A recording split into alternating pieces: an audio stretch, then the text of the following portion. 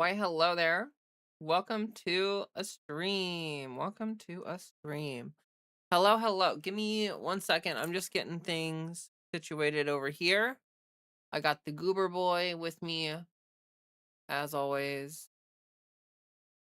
and pinging the Discord and petting Fred. I swear, Fred, I think he's learning. I think he's smarter than I give him credit for. Um, I'm pretty sure when he hears me start talking as much as I'm talking, he's like, you're gonna pet me if I come up there because you're stuff and things. Stuff and things. Well, like I just think he knows that I'll give him more attention if I'm streaming. And so when I'm in my stream setup, lights are on and I'm talking, he's like, oh, is it giving me attention time? Is it Pet Freddy time? So which works out kind of well because everybody here loves Fred. Everybody loves Fred. You guys love him because, like, in part because you don't have to deal with his stinky butt all the time. You don't got to deal with his stinky butt. It's okay. He's allowed to have a stinky butt. It's all right. We don't blame him. The other cats are sitting over there, but they're not as affectionate, so they probably won't come up here or anything. I got done. I did a bunch. I had a super productive day today. So this is the just chatting stream. So we're gonna be just chatting pretty much. But I did want to say, like I had a really productive day today. Um, got a lot of cleaning done. I had my first electrolysis appointment, which was amazing. Definitely want to talk about that some more. Because I really like electrolysis, and I am so excited to get rid of my facial shadow. Like I cannot wait. It's gonna take a while because it's kind of a slow process. But I've actually, now that I've had laser and electrolysis, I'm like, thank God I'm getting electrolysis now. Laser is, oh God, Freddy's butt. Laser is really painful and actually more expensive. And actually electrolysis is more permanent than laser. So um like electrolysis is the only form of hair removal approved by the FDA for permanent hair removal. Laser is not approved by the FDA for permanent. It's semi-permanent, which is, if you understand words, not permanent. Semi-permanent is like, it's like a marketing thing. It's like, no, you're not permanent. Like if you're semi-permanent, that's the same as saying not permanent. You know what I mean? Like I think that's such a stupid marketing thing. It's like saying something is almost fresh. Like no, that just means it's not fresh. Like I don't know. It's so uh the anyway. Hello, Servalos. I'm not sure if I said hi to you. Amber, hello, and String, hello. Hi, I'm here. Am I able to ask a kind of serious question, or is it too soon? I mean, go for it, I guess. What is on your mind? I would also appreciate it if people liked the stream. That would be super sick nasty. Would absolutely love and appreciate everybody for helping me out with that. I did just release a video like today-ish. Um, but hello Cass, welcome. But it didn't do very well, and that's okay. It's like not really a queer related video. Well, it is queer related in a way, but like it's not trans news, which is like what, like honestly, it feels like my channel algorithm, people look for content from me that's like related to like, news about the like politics, trans issues, trans right. Um which is fine, but there's only so much of that I can talk about. And also like I keep trying to like walk this line where like I'm not reporting on news. Like, I'm not someone you should follow to get all the news. You know what I mean? Like, there are shows that you can follow that have sort of like, I don't want to say responsibility, but they take on the responsibility to like bring you consistently the news. Like, you could say like Majority Report is like that, right? Where like they make, of course they kind of pick and choose what they want to spend their time on, but like if something happens, they cover it, right? For the most part.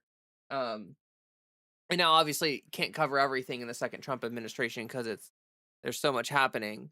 But I will say that like I don't like, I worry about people viewing me as someone who's like gonna like bring you all the news. And like I can't do that. Like I don't do that, and I kind of can't do that. Like I want people to like people should be following me more for like opinion stuff. You know? Like more for like, oh hey, what's Leah thinking about this thing or whatever. Like um I worry about people like relying on me for news cuz like that's not like, I don't want people to ever think that that's what what I am doing and what you should expect from my content. Uh Urs Wall Grubs Take, hello, welcome. I changed my mind. I don't know if the question would really fit here. Okay. Next week I'm having my first full body laser session, having FFS April 15th. You're so excited. Wow, that's so soon. Congratulations. That's awesome. I have gone back and forth over and over about FFS. Like, I don't think I would want a lot done. Well, I actually I know for a fact I wouldn't want a lot done cuz like I definitely don't want to look like, I don't wanna look different, right? If I got FFS, I wouldn't want to look like a different person. I don't want to look like I've had work done, that kinda thing.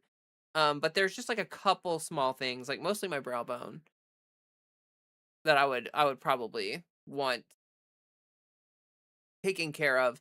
But honestly, like, I don't know, I'm having a lot of mixed thoughts about that lately, and maybe this could be a topic of a video at some point because I actually I might end up being one of those trans girlies who never gets surgery, like any surgery. Like, well, obviously, like maybe I'll get like some kind of like health related surgery outside of gender affirming care later in life. But like I just mean that like I might not get any gender affirming surgeries at all. I don't want top surgery.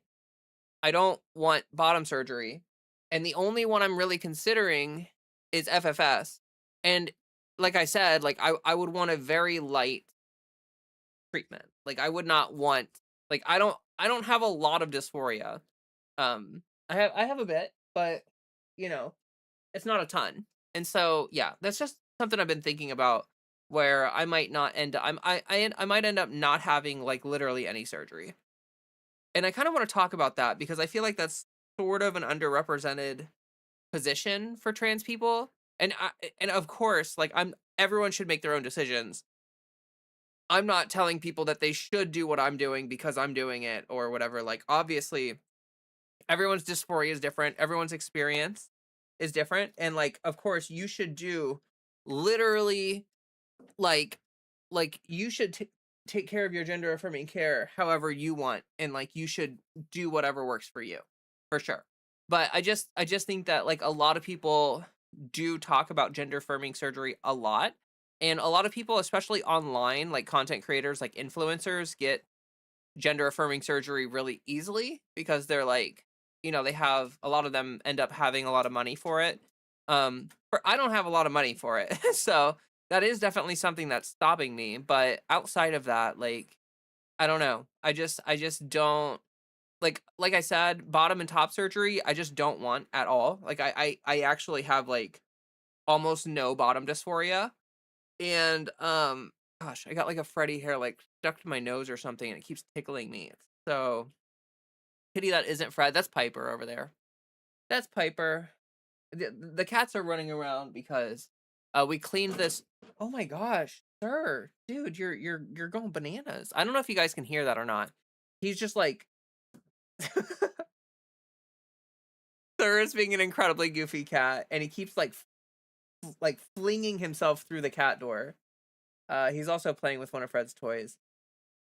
He's just being a big goober. uh,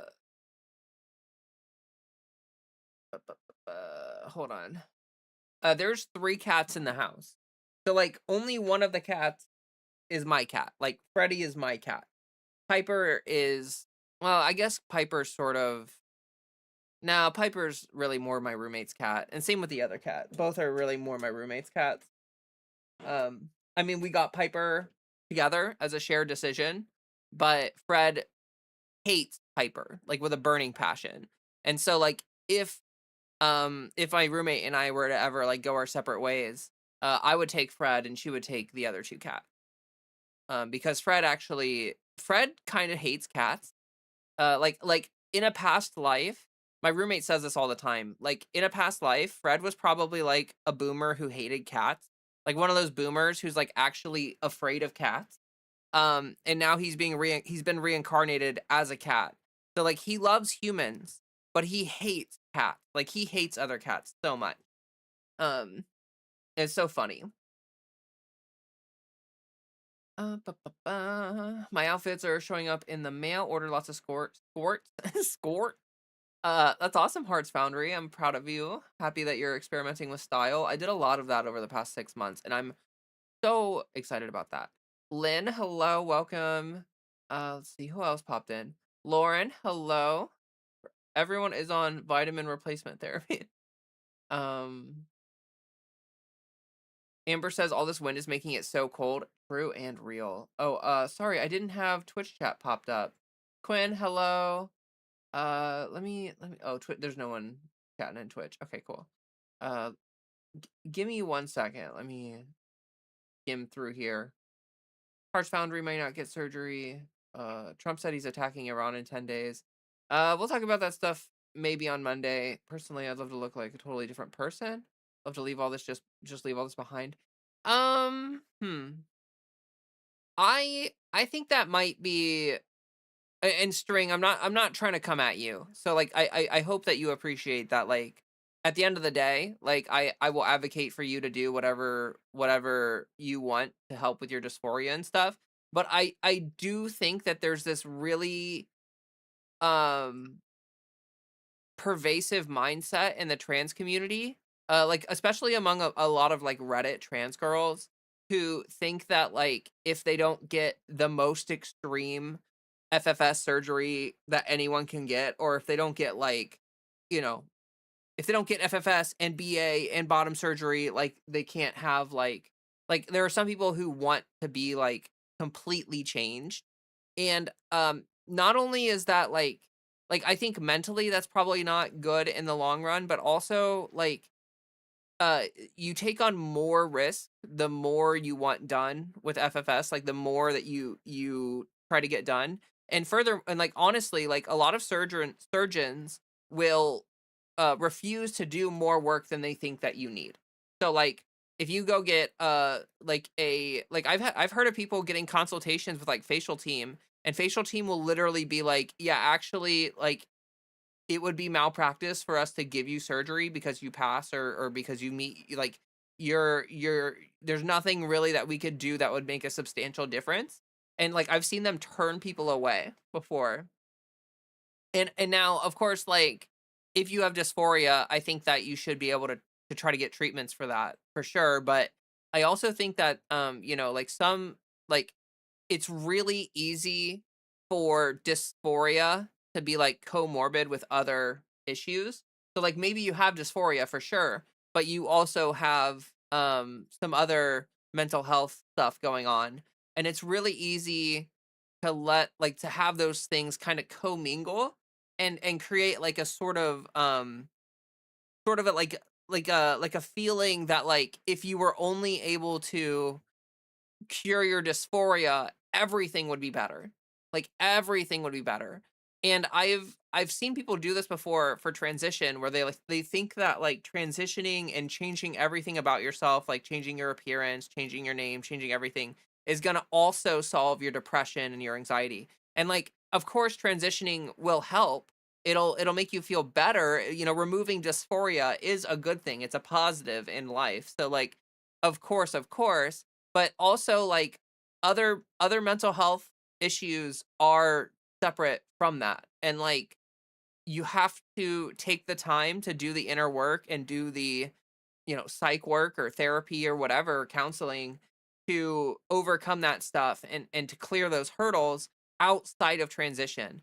And this is an issue I see in the trans community where like some trans girlies kind of try to like they think transition's gonna fix everything and they just hyper fixate on the transition stuff and they kind of neglect the rest of their mental health or like their physical health. Um Everyone, oh yeah, I already read that. Mhm. That's valid about not having surgery if you are comfortable. Yeah, and also of course no shade on anybody that gets gender affirming surgery for dysphoria. Like I always advocate that people do what will make them happy. Quinn, I don't know if I said hi to you, but hello. Um Everyone, trans medicalists who think you always need surgery are dumb. Yeah, anyone that says you need surgery is obviously like a trans medicalist and you shouldn't listen to them. But also, I do kind of feel like even people who aren't trans medicalists, there are some people who like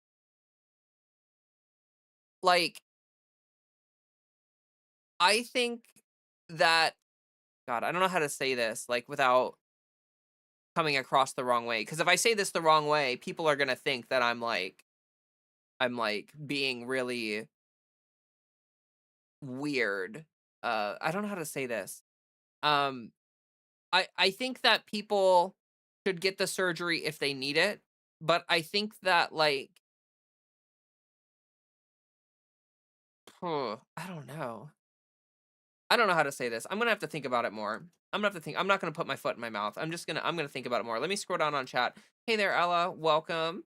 Surgery is fine and valid, but hormones offer a more natural and fundamental vehicle for change. Nothing beats cellular level change. Yeah, I mean, like, there are some people who can't take hormones because of health issues, and so, like, of course, like, those people are still valid in their transition, and like, you don't need to medically transition to socially transition or to be valid in your social transition. Like I'm not a trans medicalist by any stretch of the imagination, but um for me, I do feel like hormones, like obviously pretty much, like a lot of trans people are on hormones. Like the vast majority are on hormones. But also I feel like I don't know, people should like you should like I feel like okay, what I was trying to say is that like I sort of feel like people default to the surgeries. Like people when they start their transition, they're like, "Oh, okay, I'm going to have to get FFS and I'm going to have to get BA and I'm going to have to get bottom surgery." And I think I would argue against that very strongly. Like I think I would say that like you should default say that you don't need the surgeries until you prove to yourself that you do. Like let's use bottom surgery as an example because like that is like the surgery, right? Well, if you default to like I'm not going to get bottom surgery for now or whatever, like your default decision is kind of like tepidly no, but then you get 2 years, a year into your transition, 2 years, 3 years, and you're like, yeah, this bottom surgery is like the bottom dysphoria is so crippling and like, it's affecting my relationships. And like once you have that sort of validation that like you're far enough into transition where like you've given it time to like maybe like I think I had like this is gonna sound so weird, but like pre-HRT, I think I did have a form of bottom dysphoria, but like post HRT, I don't anymore. And it sounds stupid, but it's because my body is functioning on a different hormonal system.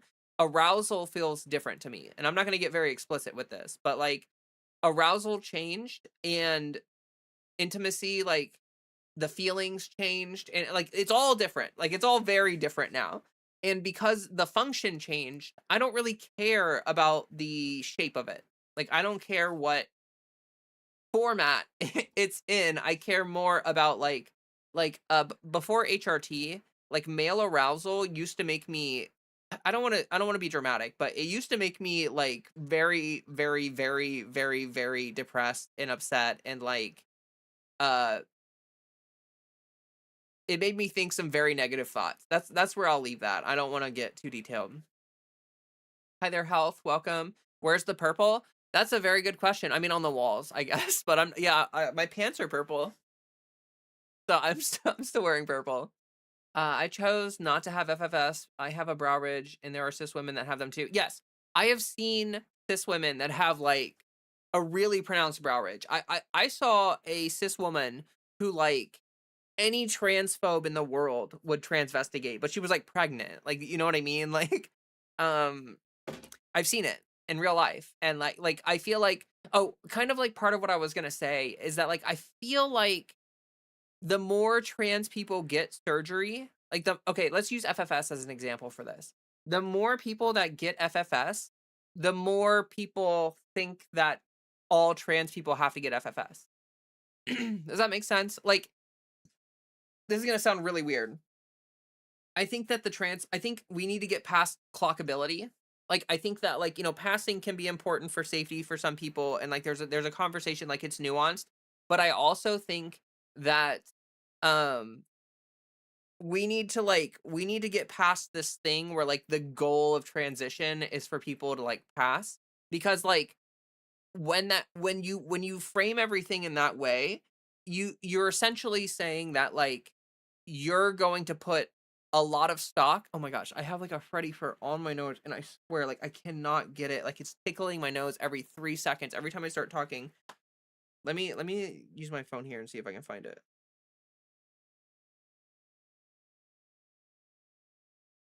I literally can't find it. Like, I can feel it, but I can't see it because Freddy's fur is so like thin and ah! Rough. Anyway, um okay, so if you say like, let's say you're quote unquote a clockable trans woman or whatever, you're a non-passing trans woman, and you get FFS, then you are normalizing the sort of oppressive beauty standards that are put on women in general, not just trans women, but like cis women too, obviously. And it's sort of like it sort of feeds the narrative that like that's what a woman is supposed to look like. Is this making sense? Is this sound like, let me tell me if this sounds like rude or whatever, but like I think that like the more like if I don't get FFS, people can look at me and they can see that I look like a woman, but they can also see that I have like some sort of clockable features. Like, I'm not like I in my day-to-day life, I pass. People refer to me as a woman. I almost never get misgendered, but I also am very aware that like I have clockable features, and like some of them bother me a lot. Like the facial shadow bothers me a lot. Like, that's why I'm getting electrolysis. But um like the brow ridge and the other stuff, like if I got FFS and took care of that, so to speak, then everyone who watches me would see quote unquote passing trans woman and think like I need to look like her. I need to have a small brow ridge because she had to get a small brow ridge through surgery. Like, clearly that's what I have to do. Like, do you see what I'm saying? Does that make sense? Let me catch up on chat because I see that chat is very very far past where I am. Like, I have a lot to scroll through. I have recently after a doctor went over all my records that my T has been low after over a decade of HRT, yet I'm very happy with the results. It's gonna shock me. Like, I didn't think it was possible to have changed as much. Also having high T. Wait, what? Oh, your T has never been low. Yeah, no, it's interesting, and actually, like, what it kind of seems because like there are cis women with PCO, there are cis women with PCOS who have high levels of blah blah blah blah, who have high levels of testosterone, right? And they obviously still look like women and are women and stuff, but like the body does this thing where like there's a dominant hormone and a non-dominant hormone, so like yeah, like your estrogen is probably just viewed as your body as dominant, which is why you're noticing changes. Yeah, but that's interesting. Having to stop smoking is the main thing keeping me from bottom surgery, and the fact that you have to stop hormones for like a month before. I've heard different things about that. Like, I've heard some people have to stop hormones, some don't. Um, I stopped smoking nicotine or vaping. I vaped nicotine before transition, but I stopped because I heard that it would make transition, like it would affect my HRT and make it work less better.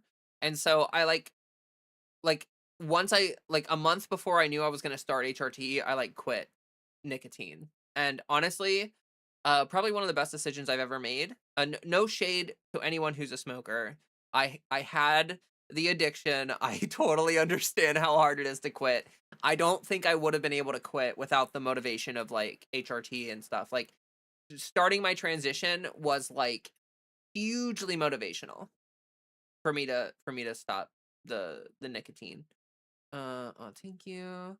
I've been trying counseling for almost a decade and got nothing out of it. Either it's all dysphoria or I can't be helped. Um, well, I mean, like dysphoria is certainly a part of it, I'm sure. But like counseling, okay. So like, like talk therapy is good, but like so is here, let me just catch up on chat real quick. I'd only get it if I was rich. Yeah, same. Like you would all have to donate a lot more money for me to get FFS. I would have to be like Finster or something. I'd have to be like actually wealthy to like to do to do any surgery. It seems so out of reach. Like honestly, I would go like bankrupt if I tried to do that.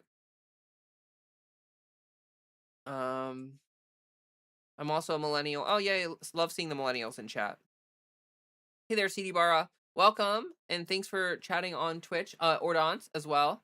Thank you for chatting on Twitch. People come in all shapes and sizes. Transvestigation is stupid AF. Yeah. Even some cis women can't pass in the eyes of transvestigators. Exactly. Clockable features. If I saw you and I didn't know that you were transgender, I wouldn't just randomly assume your appearance really doesn't shout uh boy to me. Yeah, thank you for saying that also. And I feel that too because I think that like I think passability is actually more about how you carry yourself and more about overall presentation. Like I think that as trans folk, we tend to hyperfixate on specific features that people have or like we have. But like when people see me, they're looking at the big picture. Like they're looking at the big picture, you know what I'm saying? Like and they see my body and they see my face and my makeup and they see whatever and they're like, "Oh, okay." Like clearly a woman, right? Like my brow bone is definitely bigger. Like my side profile I think is extremely clocky. And now, and again, I think that we need to move past all this language of clockability and whatever. It's like just like in terms of like modern beauty standards, my um my side profile is not up to snuff with modern whatever.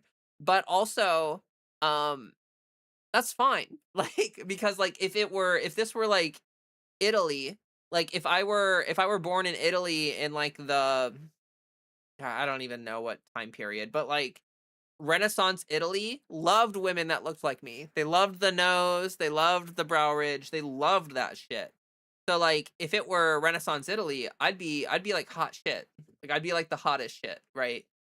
So it's really like stuff like that changes over time. Trying to fit yourself to those standards is sort of like chasing a wagon that's always moving, and it's like maybe you'll jump on the wagon and then fall off and you gotta run catch up to it again.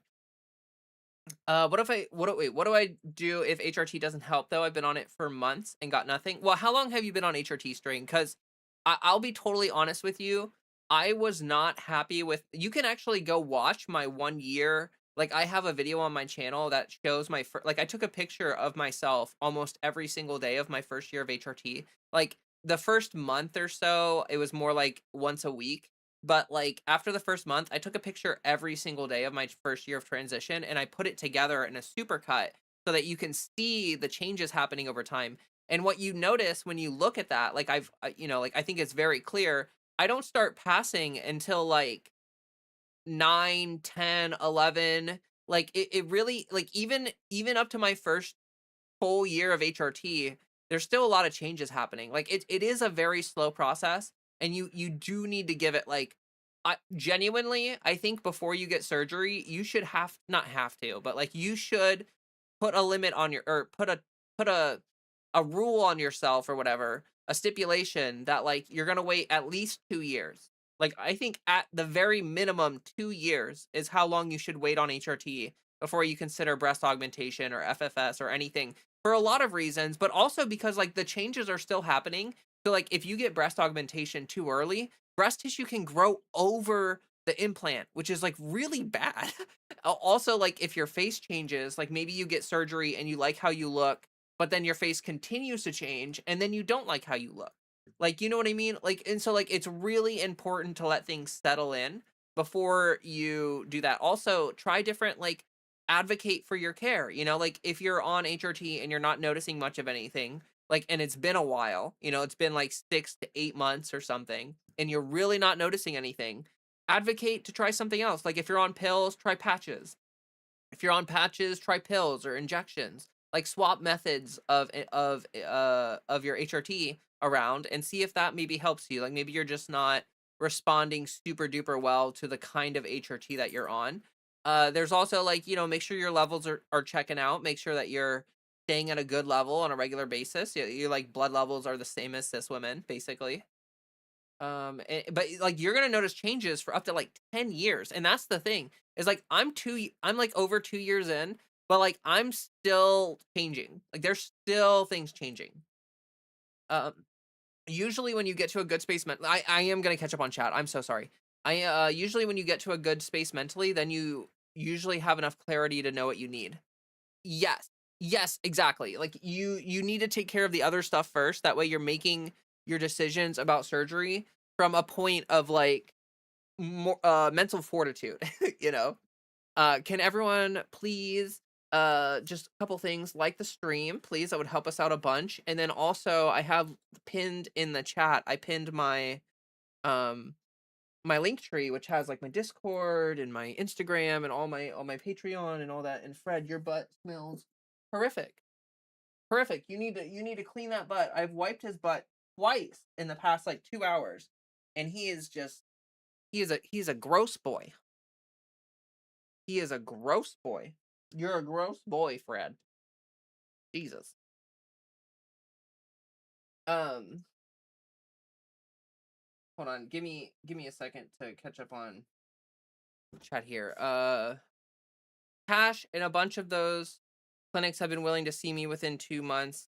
With insurance and years, FFS is a rough surgery. The only thing they can promise you is you will look different. Yeah, and honestly, that's why I do think that, like, it is important to try to, like, a light touch is the best approach. Like, you don't want a doctor who's like gonna be like, okay, I will do the most dramatic change possible. Like, I will do as much as possible. Like, you want someone who's gonna do, like, take care to do as minimal work as possible, because the more you do, like, you have to understand that FFS is a very intense process. It's a combination of multiple surgeries. And like, really, humans struggle with single surgeries. If you're getting like 5 different surgeries all at once, like that is an incredible amount of strain to put on your body. So like you gotta be really careful about stuff like that. But is it normal to get next to nothing in almost half a year? Yeah, I think like half a year in, pretty much all I noticed was like very slight breast growth, and like my skin got softer. But like physically I looked basically the same 6 months in. What do you mean I got nothing? What do you mean by got nothing string? It took me 1.5 to 2 years to see noticeable physical results, then kind of plateaued after 3 years. Hey dolls. Hey there, Alice. Welcome. I love purple. I love purple too. People come in all shapes and sizes. Oh yeah, I already read that. Like psychological. Every person is different. For people that get all the changes not until 2 year mark. Yeah. Yeah. It really is a long process. Thank you so much. Oh yeah, of course. I think passing has become more relevant than ever. The transphobes are out there misgendering other cis people based on how they feel. Like, yeah, exactly. Exactly. Also, it's hard to notice on yourself. You could be having tons of changes and not notice. Yes, yes, Ella, that is so true. It's like that's why I recommend that people take pictures. Like, I'm really glad I took pictures, because otherwise you don't notice it at all. Um, the only change I can tell is in my chest, which has been slowly going back over time. Can get specific. Well, I mean, yeah, it sounds like you've got some breast growth. Maybe it sounds like you're having basically the same experience I had. Am I the only, or am I the one who remembers chats like this? OTR, no FFS. Wait, what do you mean OTR? To remind myself, I transitioned to be a woman, not a pretty woman. Yes, actually, I think that like, and of course you could be a pretty woman. Like, maybe you transition not to be a pretty woman, but like, I think all women are like pretty in a way. You know what I mean? Like, everyone's got their own beauty, right? Like, and it's about, like, I'm one of those people where, like, I think societal beauty standards are dog shit. And I think that, like, genuinely everyone can be attractive in their own way. And I know that people are gonna think that I'm coping and that, like, I'm just being nice and I'm hug boxing people. But no, genuinely, like, I think that if you love yourself and you know yourself, you develop a style, you develop an aesthetic, maybe you get some body mods, maybe you do this or that, maybe you do whatever, you style yourself in a way, and then, like, you you're feeling your shit. Like, you're fucking feeling your shit, right? And like, no one can take that from you. And like, there's more beauty and sexiness to that kind of confidence in yourself and that kind of, like, I'm feeling myself kind of thing than there is with the I feel confident that no one's gonna clock me, because you know what I mean? So much finding gender euphoria and escaping dysphoria is about finding your fashion and hairstyles if you want makeup and other. Yes, yes, yes. It's all exploratory. Like, like, I think I really do think that so much of it is exploratory. Um when I first watched Leah, I thought she was cis. That's really kind. I've heard that from some people. Freddie, you can't jump up here right now, buddy. Your butt is so disgusting. You need to take some time, Fred, and you need to take care of that. You need to figure No, buddy, I'm sorry. You gotta figure out what's going on with your butt. Because it is a nightmare situation, Fred. And I'm already doing laundry, and I don't know. I'm sorry, buddy. You can't come up here. You can't come up here right. You gotta take care of yourself, buddy. You gotta I'm sorry. I hope no one thinks that I'm mean, but I like he's genuinely disgusting right now. Which is fine. He's allowed to be gross. He's a poopy kitty. Your voice is spot on. You know what? Actually, like, this is gonna sound weird. I try harder with my voice in public, like when I'm out and about. Maybe this isn't weird actually. Like, when I'm out and about and I'm Fred, I'm sorry, buddy.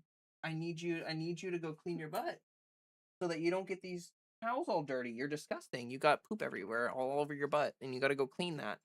I've already wiped it so many times. um, so actually, I feel like my voice, like in my streams and in my videos, I feel like my voice is not really super passable. Like, I do know cis women that have like deeper voices like this, but like, that was actually more of an intentional choice. I've heard people like, okay, so I made like a voice training video, and in streams before. I'm sorry, Fred, you got to stay down there. In streams before, I have heard people say that, like, they're like, "Oh my gosh, your voice doesn't pass." Like, they're like freaking out for me, which is like a weird thing. Like, if I'm not worried about it, like, why are you worried about it? But really, it's more of an intentional choice to let my because, like, if I had my voice be perfectly, like, the most, like, on point voice ever, I feel like that's just, like, not good for people's expectations about voice training. Like, if I have this, like, perfectly, like, cis, you can't even tell kind of voice. Fred, dude, you gotta stop jumping up here, buddy. You gotta stay down there. Sorry. Um, yeah, I think I think my voice doesn't sound really all that like impressive or anything. But like, that's kind of the point. Like, it just, like, this sounds like me, but like feminized. Like, I've never shown my dead voice, or I don't know what even people call that, like your old voice, or like your pre voice training voice. I never let people hear that, because I know other trans women that have like a really easy time with that, where like they can just do it as a joke and it's like funny to them, and it's not. Buddy, I love you, but you gotta go down on the floor now. You gotta stay down there. I can pet you while you're on the floor, but you gotta do some stuff, Fred. You gotta take care of business. Cause you got some business back there that needs taken care of, buddy. Jumping around between YouTube and Twitch, kind of fun. Nice. Oh my gosh, I'm still not caught up on chat. I'm so sorry. Somebody I grew up with had a problem with facial hair. Loads of people have all kinds of different facial features. Thinking you can guess if somebody is trans or not is just dumb. True. Bio men and women have. I don't really like that bio men and women because like I'm biologically a woman at this point. Like, there's this whole thing that we can talk about, and I can go down this whole thing, but like HRT hormones affects your genetic expression, which affects the kinds of proteins that your cells are made out of. And so like when you get on HRT, your body, like there's this thing called cell replication rate, where like or cell replacement rate, where like your cells, like your genetic expression changes from your hormones, and then your cells start developing as like the same exact way as if you were like a cis person and were born cis. The only thing that is different from a trans woman and a cis woman is like the physical structure of the anatomy of like the sexual organs. Like at a cellular level, like the hair is like the same kind of hair, the skin is the same kind of skin, the bones are the same kind of bones. Like, and actually the longer you're on HRT, the more of a biological man or woman you are at a cellular level, because like the cell replacement rate for skin is really quickly, but for other tissues it's much slower.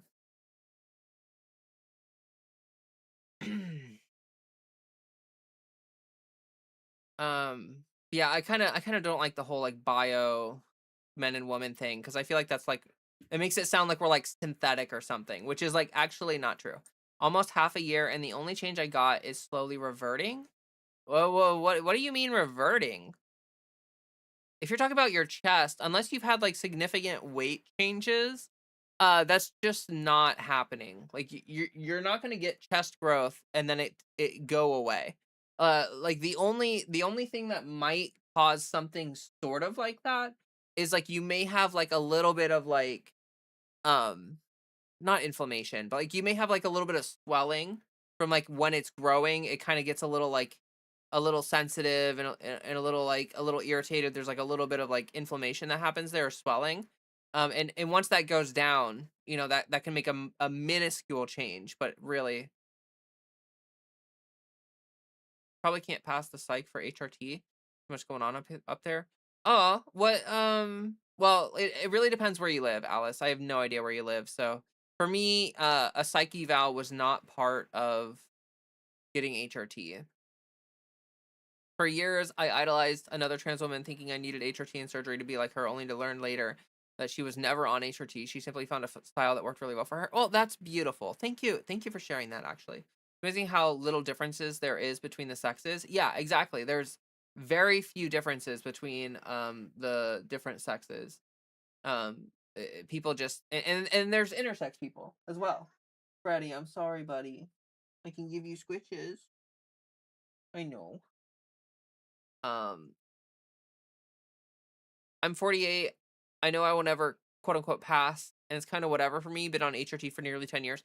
Yeah, like I don't think that should be the goal. Like I don't think that should be the goal. I think, like it's like you learn to feel yourself. You learn to, you just gotta learn to accept who you are in your life, and dank ass creature. True and real.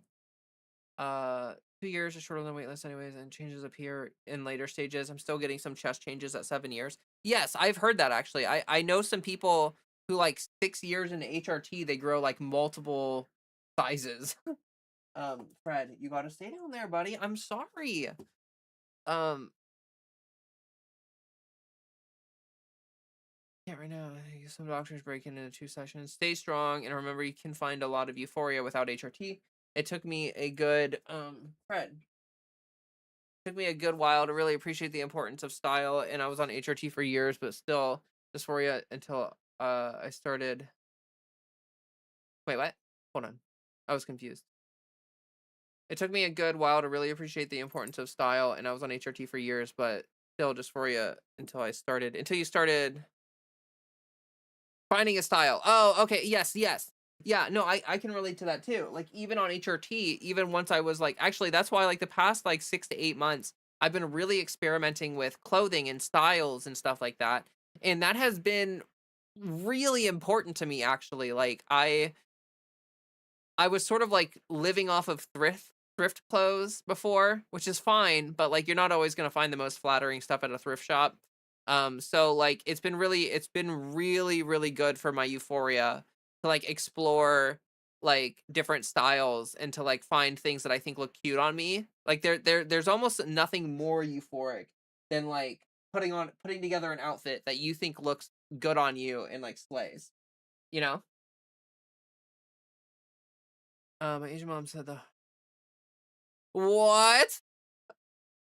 Ember, I'm so sorry that happened. That is wild. That is wild. You I don't know. I don't know what to tell you about that. I don't have any advice there. I don't know what to say. That is unreal. In the year of our Lord 2026. It's breast gross, but is it normal for it to be reverting? Also didn't get the skin thing. Well, string, how are you doing anything to document the changes? Like, are you doing anything to like, you know, like, are you taking pictures? Are you journaling? Because like, if you're not doing any of that, then you're not gonna notice. Like, you've probably experienced more changes than you think. Hold on, I gotta. Brad, what are you doing?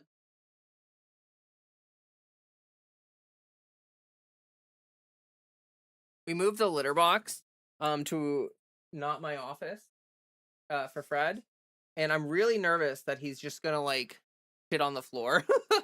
I'm really nervous that he's not gonna like want to go to where it is now, and that he's just gonna be like, "Well, this is where I used to poop," and then just like poop all over the floor. But we'll see. We'll see.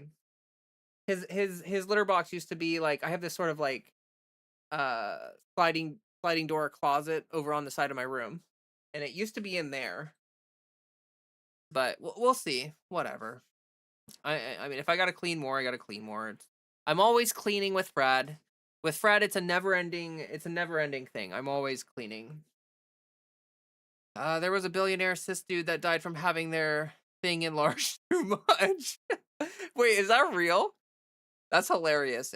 If that happened, like I will laugh at his tombstone. Uh, sorry y'all, I type slow and read slow, but I hope the best for y'all in your journey regarding. Yeah, no, of course. Voice is very femme. Oh, thank you. A lot of passing just feels like attractiveness to me. People come in so many different ways. Like, look at Mike Tyson. Dude sounds like a squeaky toy and is a truck. Yes, that's Ordance. That's a really good point, and that is very much also how I look at it. I just if any trans people have spent any time on Reddit, you are probably painfully aware of how like there are a lot of terminally online deeply unwell people on Reddit, trans people on Reddit who are like they really need to go find they need to get some help. Thank you so much. Of course, I don't know what you're thanking me for, but you're welcome. It sure seems like it's going away. Maybe that's it. This sucks though. String, if you get breast growth, that is permanent. It literally cannot go away. It literally cannot go away. Like when you grow breast tissue, you are growing new tissue. Like that shit is there for keeps. That's why trans men have to get top surgery because it doesn't just go away. It, I'm not trying to be mean or pick on you. You can stop sharing if you want, but it genuinely sounds like you are having some mental health related issues that are impacting how you're viewing your transition. And I think that it would behoove you that makes me sound so old. It would behoove you to look into that more and to maybe consider that a bit. Ella is intersex. Oh, awesome. And so is Servalos. I think that intersex people are really important for the future of trans rights because like intersex people make it very clear that like this whole like you're either a man or you're either you're who you are who you are who God designed you. Like I'm not also not shitting on religious people, but like there's this sort of mentality where like people think that there's like this perfect binary where it's like God made you either a man or a woman. You gotta just accept that shit. Like no, like that's not real. There is no strict binary. Intersex people, intersex there are tons of examples of intersex creatures throughout the animal kingdom. It's extremely common. And well, I mean, it's not like the majority of people. It's not like it's common in the sense that it happens throughout a lot of different species and is very easy to find examples of, but like obviously it is a small minority of any given population. To make that clear. Oh,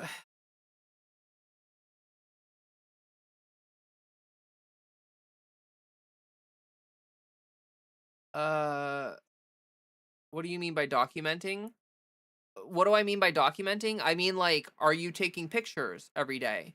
Are you like when you notice changes, are you measuring your breasts? Are you measuring your weight? Are you writing down things that you notice? Are you like like that is one of the things about HRT is it happens very slowly, and if you're not tracking your progress, like if you can go like again, I made a video that shows a picture from every day for my first year of HRT, and you will notice very quickly that the changes happen at a very slow pace. It takes an incredibly long time for there to be a noticeable difference between like the before and after. And even then, some I don't want to say some, a lot of it has to do with me styling.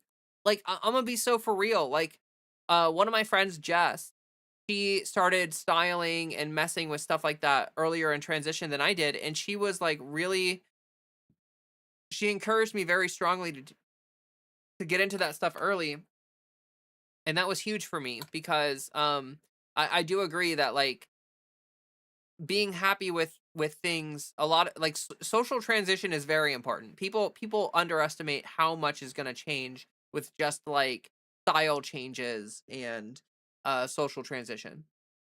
Is Texas Houston area safe for trans girls? I want to visit my father. Oh gosh, I have no idea to be honest. Texas is marked as a do not travel area for like Erin Reed, Erin in the morning. You can look up her maps. Texas is a do not travel state for trans people, I think due to like bathroom bans and stuff. But like if you're driving straight to your family's house and then straight out of the state, theoretically, like it sounds like it might be okay. And Houston is definitely a blue area of Texas, but like I'm not going to encourage you to do that because it is a do not travel state according to like the laws that have passed there. From That's what Aaron has recommended, but just do some research about the laws and stuff going on in the Texas area. I watch trans creators that react to Reddit, but I'm not on it myself. Yeah, I don't really use Reddit.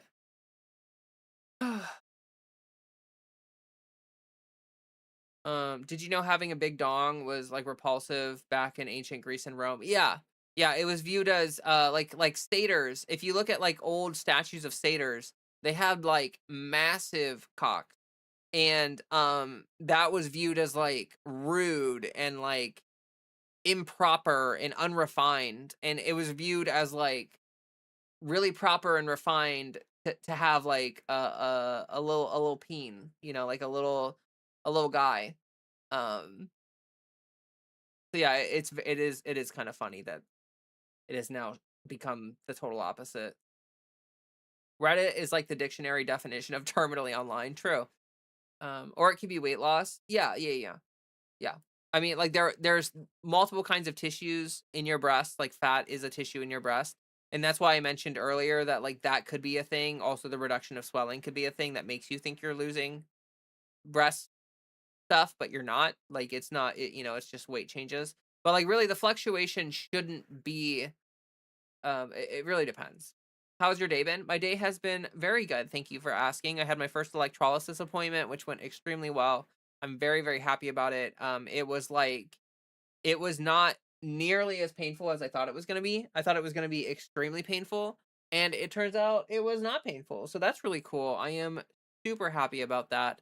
I got some new props, and here I will show. I got these from one of my friends. He makes props, or they make props. Apologies. I know that they're not super strict about it, but they them pronouns, yes. Um, I feel bad when I forget that. But yeah, these are called stars, and they're kind of like fans, but different. And I like them a lot more than fans. So I'm I got these today, and honestly, I played with them for like 15 minutes. I had a lot of fun with them, and I think that I might like these might become like a really like a I might spin these like every day. Like I spin Oxbow every day. This might also become like a daily thing for me because I really like these. You can do like a grip on them. Like you can do sort of like a fan grip where you're like you hold them down here and you just put like one finger through. And it's sort of like it allows you to do like reverse grip and stuff. Like you can really like do different grip changes. And then you can also grip them like over here, like on this part. So like you can do like a variety of kinds of like grips. Like you can do like this, and then you can do like folding and like all sorts of stuff. And they're really fun. They're very fun, and also that you can like you can stick your arm in them. So there's all sorts of like mini hoops. You know how like with mini hoops you can like spin them around your arms. Like that's kind of a thing you can do with them.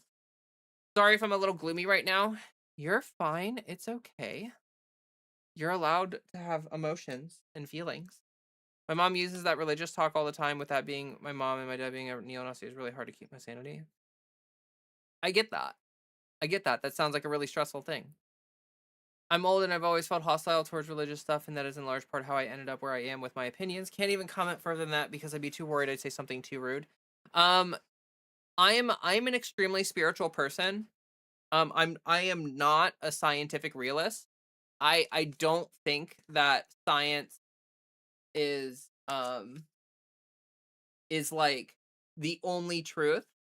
I think that, spirituality is very much a self-contained uh series of truths that are not conflicting with science. Like I don't think that science and spirituality conflict. As a matter of fact, I think that they at the like science and spirituality took like two different paths to try to answer similar questions, and they like the more that you study science and the more you practice spirituality, the more they like converge together and meet at sort of like the same point.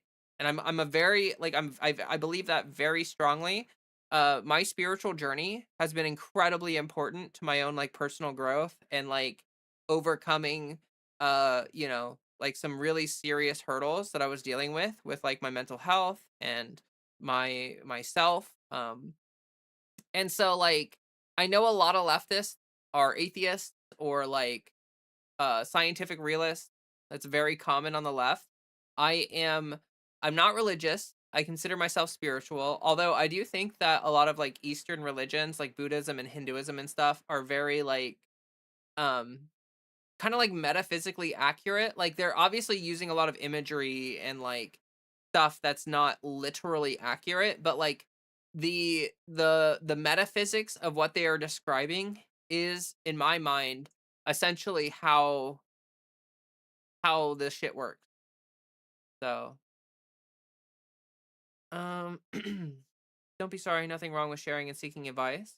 Yeah, Houston is better than the rest of Texas. I'd say as someone who used to live there. Yeah, cities are always going to be better than the boonies, but you just want to be careful. Like if there are bathroom bans, like obviously probably no one's going to arrest you for that or anything, because cops have other things that they're doing. But well, might as well ask the question I was going to ask earlier and change my mind. Is it normal that I want to go no contact with my parents? I think that that happens to a lot of queer folks during I think in the long run, obviously it's kind of preferred to have like a strong relationship with your family. Like obviously. But like you have to do what's right for you. Like here, I will share a little bit of vulnerability, but before I share that vulnerability, can I get a couple of you pretty pleased with sugar on top to like the stream, because we have as many viewers as we do likes right now, and that's super awesome, and I'm very thankful for that. Also, thank you to everybody who's been subbing on Twitch. That's very very kind of you. I really appreciate that.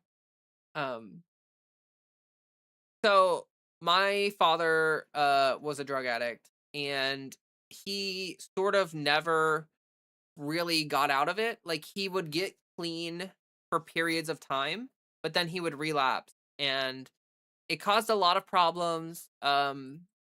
A lot of poverty when I was younger, a lot of stuff like a lot of trauma. I got a lot of trauma from my childhood, mostly due to the fact that my father was like a severe drug addict. And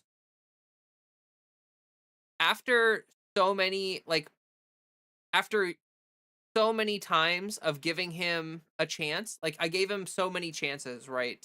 To be honest. Like honestly, it's not even about being clean, right? Like I've struggled with addiction too, because it's kind of like something in my family, that like my family has an addictive personality, like sort of woven into our genetics. And so it's like it's really like I'm really predisposed to that kind of stuff. And so I have to be extremely careful about things that are like physically or psychologically addictive. And so like I understand what it's like, but like my father was like very socially manipulative. So like he would get you on his side with the biggest pity party story in the world. Like he would be like, "Oh, I really want to get clean. I care so much, and this is what I want to do," and blah blah blah blah blah. And then he would sort of get clean, and he would sort of try, but then like something would happen and he would relapse and fall into bad habits. And instead of being honest about it and being like, "Hey, I made a mistake. Like I regret it. I want to get back on the good path. Like I want to try to, like I'm not going to let this stop me. I'm not going to let this deter me from what I want to do and how who I want to be and how I want to live." But instead, every single time he relapsed, he would just get shady as hell about it, and he would start lying, and he would become really deceptive, and like he just my father had like this very uh two-faced personality.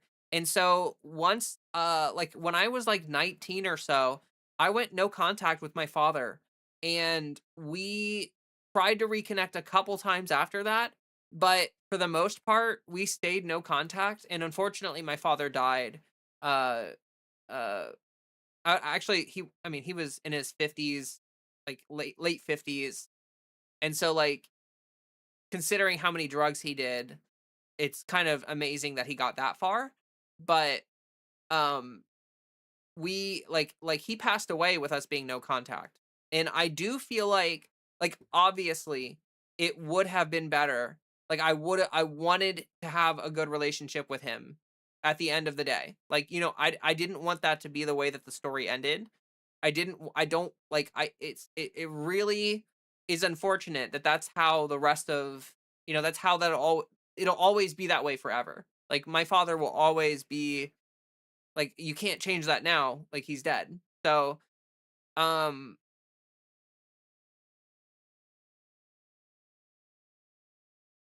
it's tough, but sometimes that happens, and I did as much as I could to try to, like, mend things and to try to have a good relationship with my father, and it just didn't work out.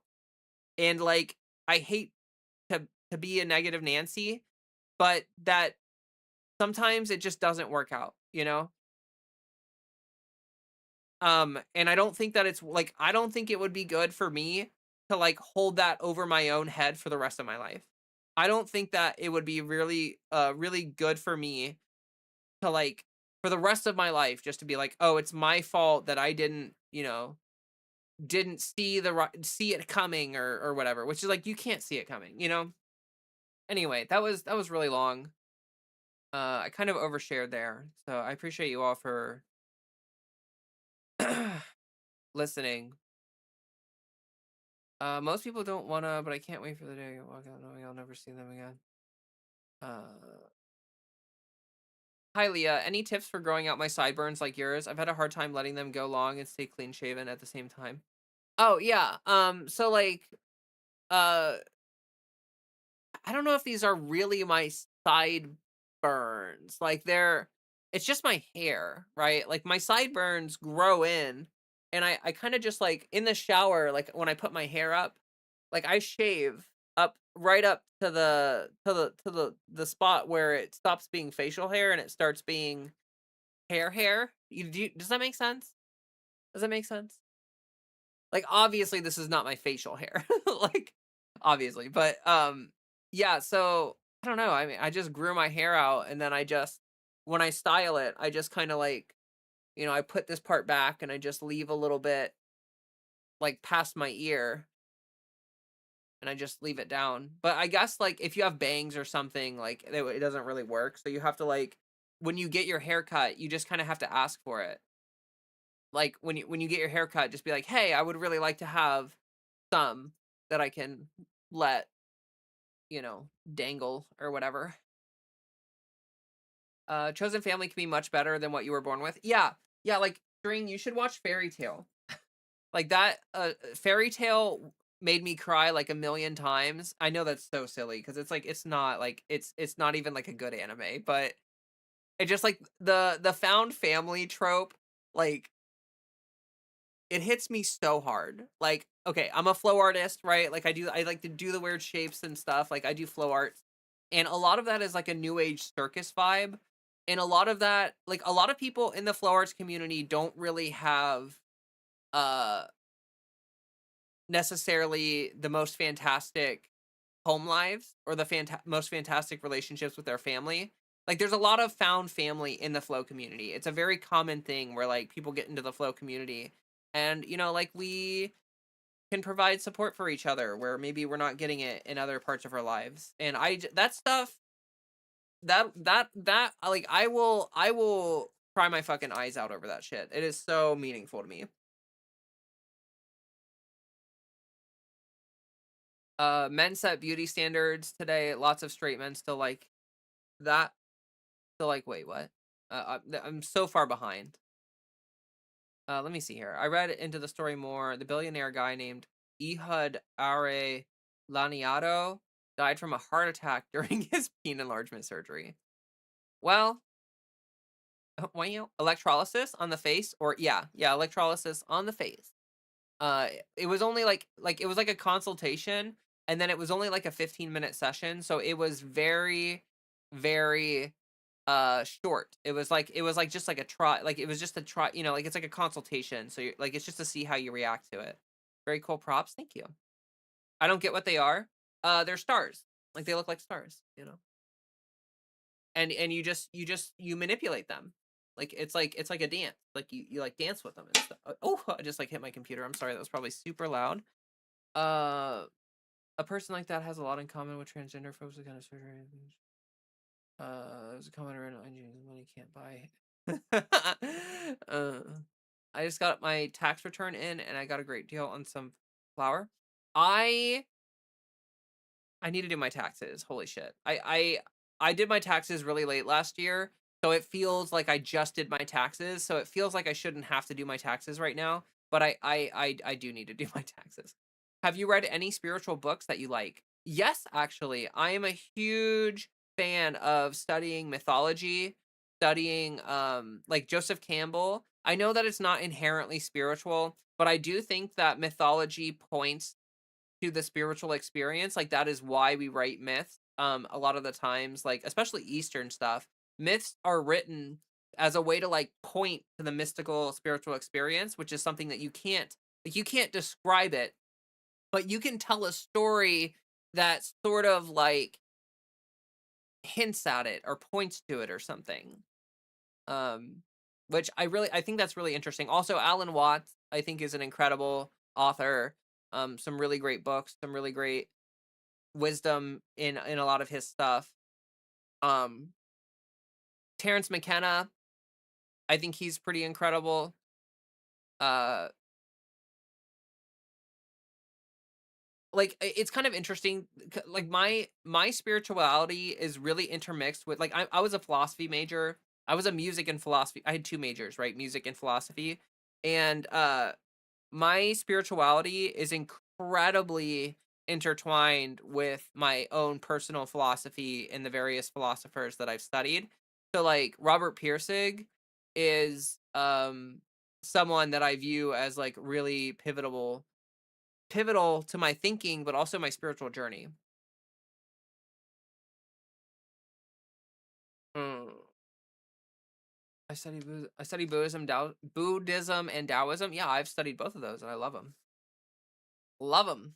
Science is another religion. It's too theoretical for my taste. I don't think that science is the same as religion, but I do think that some people treat science as if it is a religion. I think look, I have studied I had a minor in the history and philosophy of science. So I have studied the development of science throughout history. I am very educated on this stuff. And what I would say is that like science is a kind of truth, right? But it is not the only truth. And I think that there are some people who do that sort of like they make this fallacy where they think, oh, science has truth to it, so it is the truth, right? There are different kinds of intelligence, right? Like so like you can have interpersonal intelligence, but you can have like knowledge information based intelligence. You can have like there are all like there are all different kinds of intelligence, and it would be incredibly short-sighted and just incorrect to say that like there is only one kind of intelligence.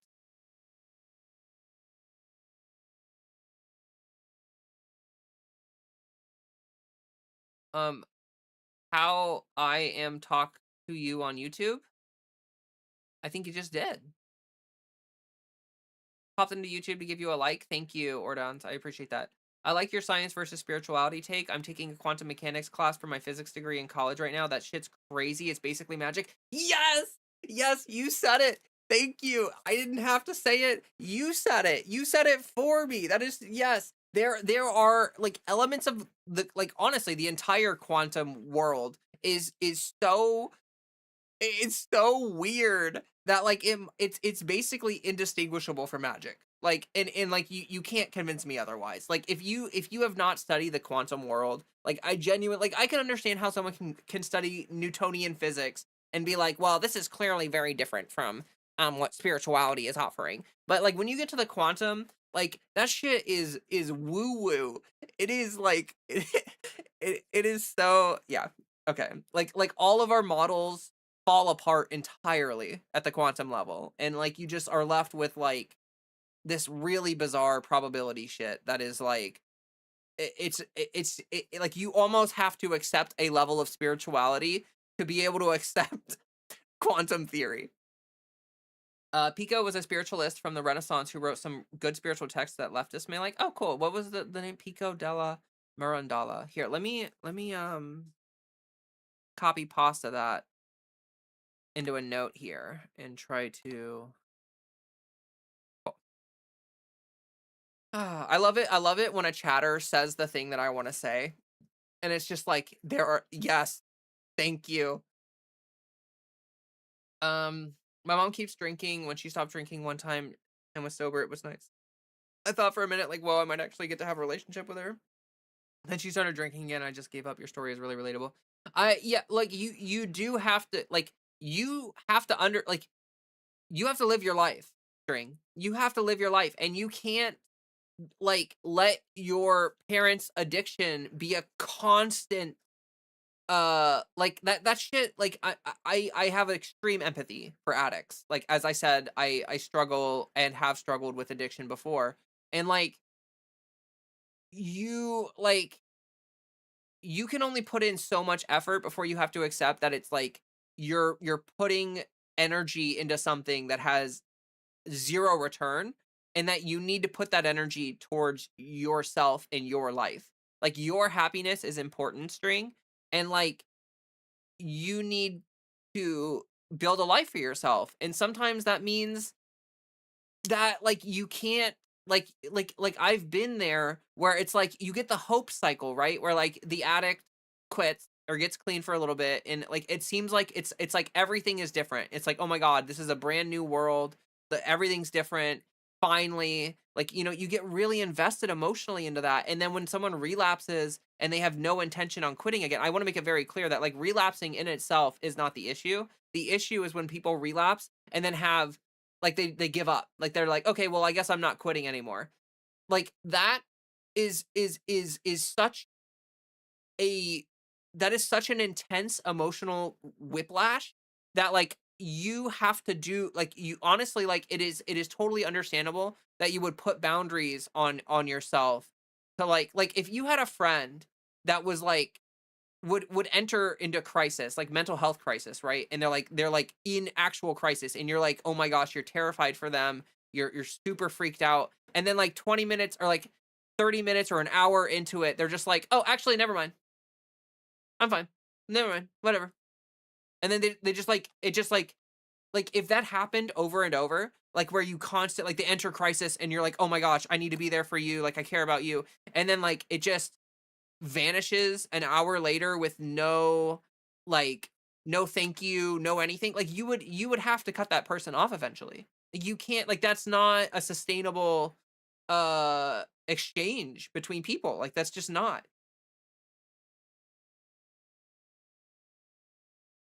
Phew. Thank you for sharing this with us. Yeah. I'm sorry, Leah, I can't imagine your pain from this. It does hurt, but not everyone deserves to be in our life. Yes. I feel that my dad is still around, but I'm at a point where I've accepted that he's just stuck in his stubborn ways and he's in his 60s. Yeah, I get that, CD Barra. I'm sorry that you can relate, though. That's really sad. I love Fairy Tale. I love Fairy Tale. It's so amazing. Uh, wow, I do juggling 3 to 6 balls. I'm hoping to learn sense of. Oh, that's awesome. I do 3 ball. I've never done 4 ball or 5 ball or anything. I'm kind of a basic bitch with juggling. I want to learn how to juggle these actually. These kind of have a similar thing. It's kind of like if clubs and hoops had a baby. Like, do you know what I mean? Like, if you juggle clubs at all, or you've seen people juggle clubs, I'm sure you understand what I mean. This is kind of like rings and clubs or hoops and clubs had a baby. And I want to get a third one of these and juggle them. Like, I want to juggle these so bad. I really want to juggle these. But yeah, I do 3 ball. I love juggling though. Juggling 3 ball is so fun for me. I'm not super into like the numbers juggling. Like I don't really want to go for 7 or 8 or 9 or whatever. But I really love like freestyle 3 ball where you just like you learn a bunch of patterns and then you're just like they're just it feel juggling feels so incredible. It's one of my favorite flow states. Who's your favorite in Fairy Tale? I don't know. How do you pick a favorite person? They're all like I don't know. Guys, I don't know. Um now I've got a fire in my belly. Yeah. God, I low key love the tropiness of Fairy Tale and like how like maybe okay, some people might say that Fairy Tale is kind of like emotionally naive, but I think that you actually when you arrive at a point of maturity in your life, you you accept that naivety despite knowing that it's a little bit naive. Does that make sense? I wonder if this makes sense to anybody. Someone tell me if this take makes sense to someone in chat. Can you please tell me? So basically what I'm saying is that like a lot of people end up being very cynical or disaffected or like nihilistic or whatever, and they view that as not being naive. But like if you study spirituality and you pursue self-growth and all that stuff at a very serious level and you like pursue it very like at a very dedicated level, then you arrive at a point where like you sort of like you don't revert. It's not like a reversion back to naivety, but it's like you just want to see the good in people and accept like you want to like believe in love and all that stuff, even though like the world is dark and stuff like that. I don't know. Like I honestly think that like I used to be really hateful. I used to be a very bitter, angry person, especially pre-transition. And but like even pre-transition, like, like before I was even thinking about being non-binary, I went through like a spiritual journey before I even considered transitioning. And that spiritual journey led me from being like I was extremely nihilistic and cynical beforehand. And I came out the other end being like, love is life, guys. Love is life. Um, I made my life a lot harder than it had to be because teenage me never thought I would survive into my 20s. Oh, I'm sorry. And now I'm here in my 30s and dealing with the consequences. Oh, I'm sure a lot of people relate to that. I weirdly enough, like I took good care of myself before transition, uh, but I was like a mental train wreck. Like physically, I kind of took care of myself. Uh, actually, that's not necessarily super true. I didn't like think I was gonna die in my 20s. Although I will say that like, so I started transition at like 29 years old. I was like at the end of my rope. Like I was by the time I hit like by the time I was about to turn 30, I did not feel like I had much will to live left. Um, so I definitely, even though I didn't feel like that was going to be the case when I was younger, as I got through my 20s, I got consumed by this apathy and consumed by this like loss of the desire to live. And so my mid to late 20s were like a very a very dark time for me. And we don't need to get into that. But yeah, it was not super great. I was consuming like insanely high levels of THC, nicotine, and caffeine to like suppress the mental emotional anguish. And that just kind of left me as like an extremely uh addled person most of the time and like crippled by I used to be crippled by shit. Meditation?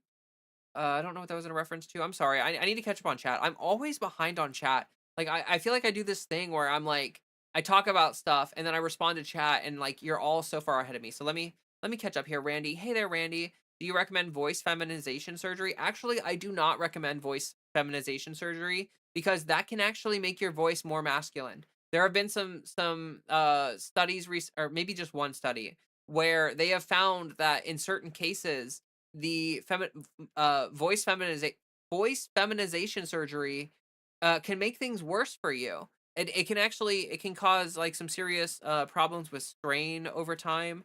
Like voice training can be done without surgery. And so I genuinely think that you should not view that surgery as a choice because you can achieve what you want to achieve with voice training. I know that it's hard. I know that a lot of people struggle with voice training, but like that is one of those things where it's like you got to learn to overcome that. Like you can't just get handed a solution by a doctor. Like you have to do that for yourself. And I think that that's powerful. Like, I don't think that that's a bad thing. I don't think that's something to fear. I understand the fear. I understand the anxiety, but that's why it's so amazing to overcome that on your own and to really triumph and like not need the surgery. Like, do you know how good that feels to be like, oh my God, I did voice training so well. Like, I don't need this surgery. And again, that surgery has it for some people made things worse. And like again, I believe that like surgery should be like the last resort. Like that should be like, okay, there's no other option. Like that, like bottom surgery. You know, like there really is no other option. If you have bottom dysphoria, you kind of need the bottom surgery. Like that is really the only option for you. Um, you know, but thank you all for all the likes, by the way. That was awesome. Oh, and the hype train. Ashlyn, thank you so much for dropping so many subs and getting a hype train going. You're incredible. You're amazing. Oh my gosh, there's so many gifted subs. Holy shit. Holy shit. Holy shit.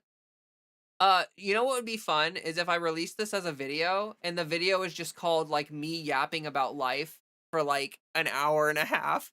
And like it's literally just a video of me like going through all these various topics and like and talking about it.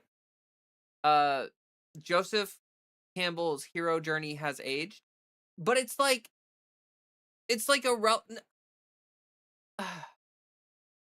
just because bad actors have used the hero journey to justify their Chad right wing whatever does not mean that the hero's journey is not actually a real thing or like relevant to people.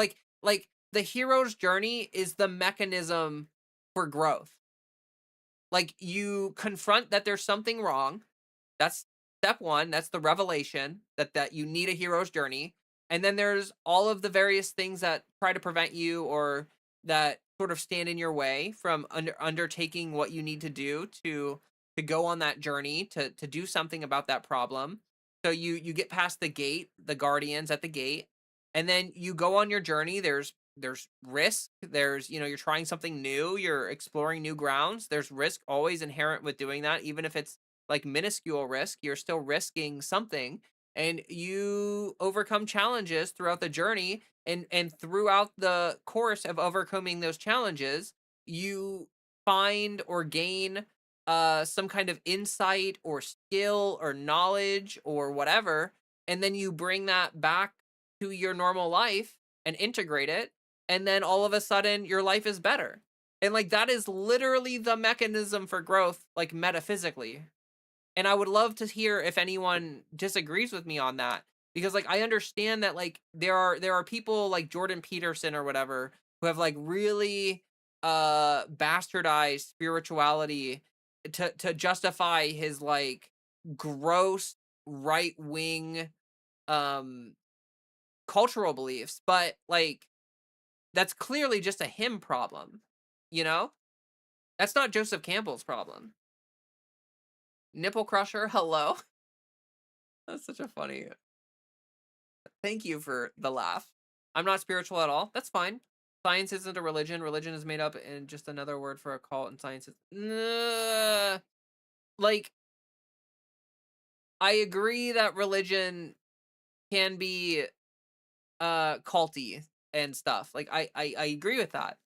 But like religion, so like see, this is why like I think this is nuanced, and like this is kind of what I have, this is kind of the issue that I have with scientific realism, is that like I can describe to you a way in which like mythology is actually scientifically provable to be like important for the human race. Like first of all, if you study archaeology or like the history of humanity, um mysticism, spirituality, or religion, whatever you want to call it, has been the primary organizing um force within human, like it is the reason why we came together in communities and built like societal community structures with roles and stuff, is because of this like belief in ritual and all that various stuff.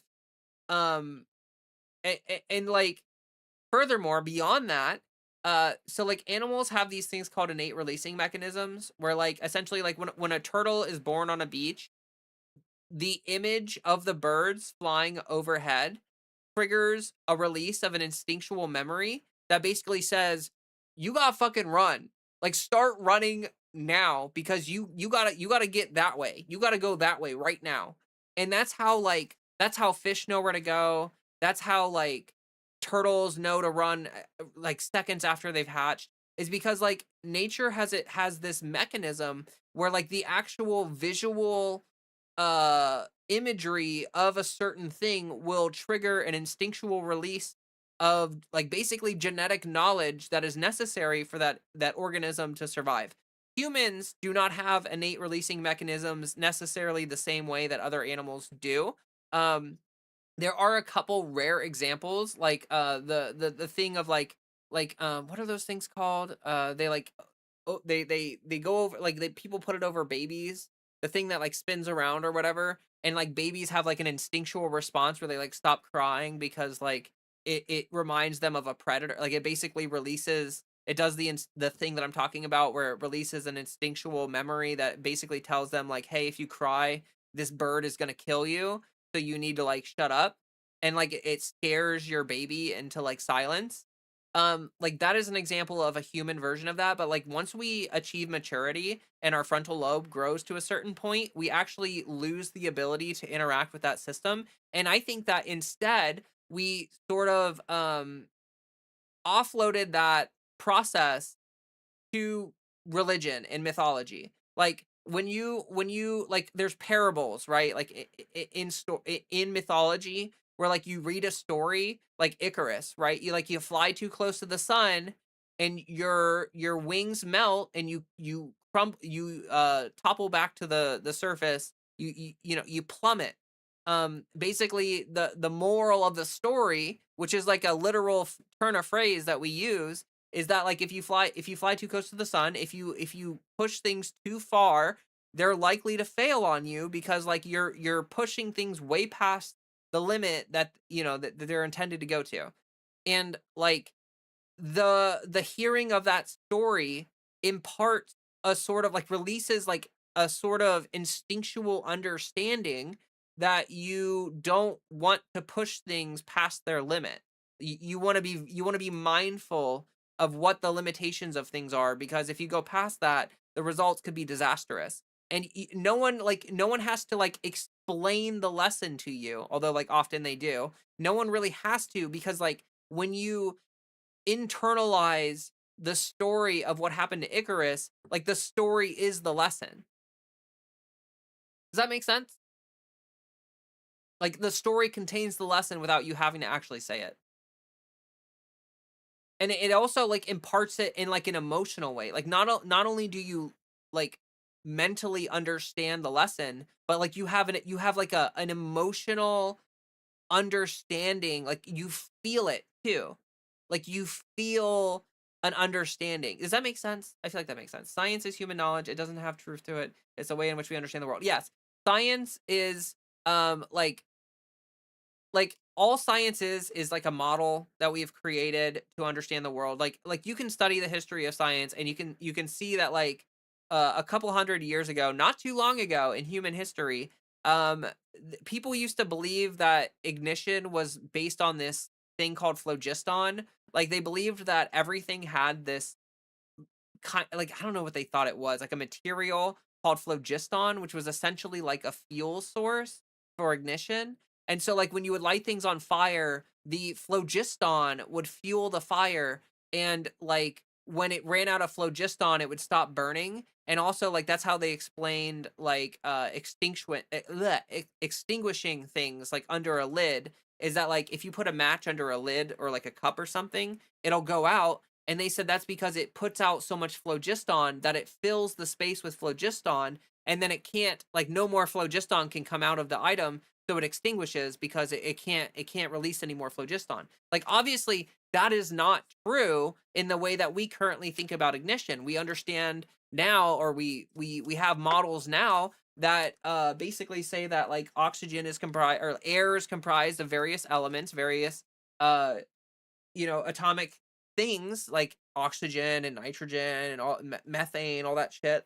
And ignition is a result of like using those various like essentially that's like air is like the fuel source, and it extinguishes because it burns up all the fuel source, like all of the oxygen underneath the, when you put it under the cup, like you know what I mean. Okay.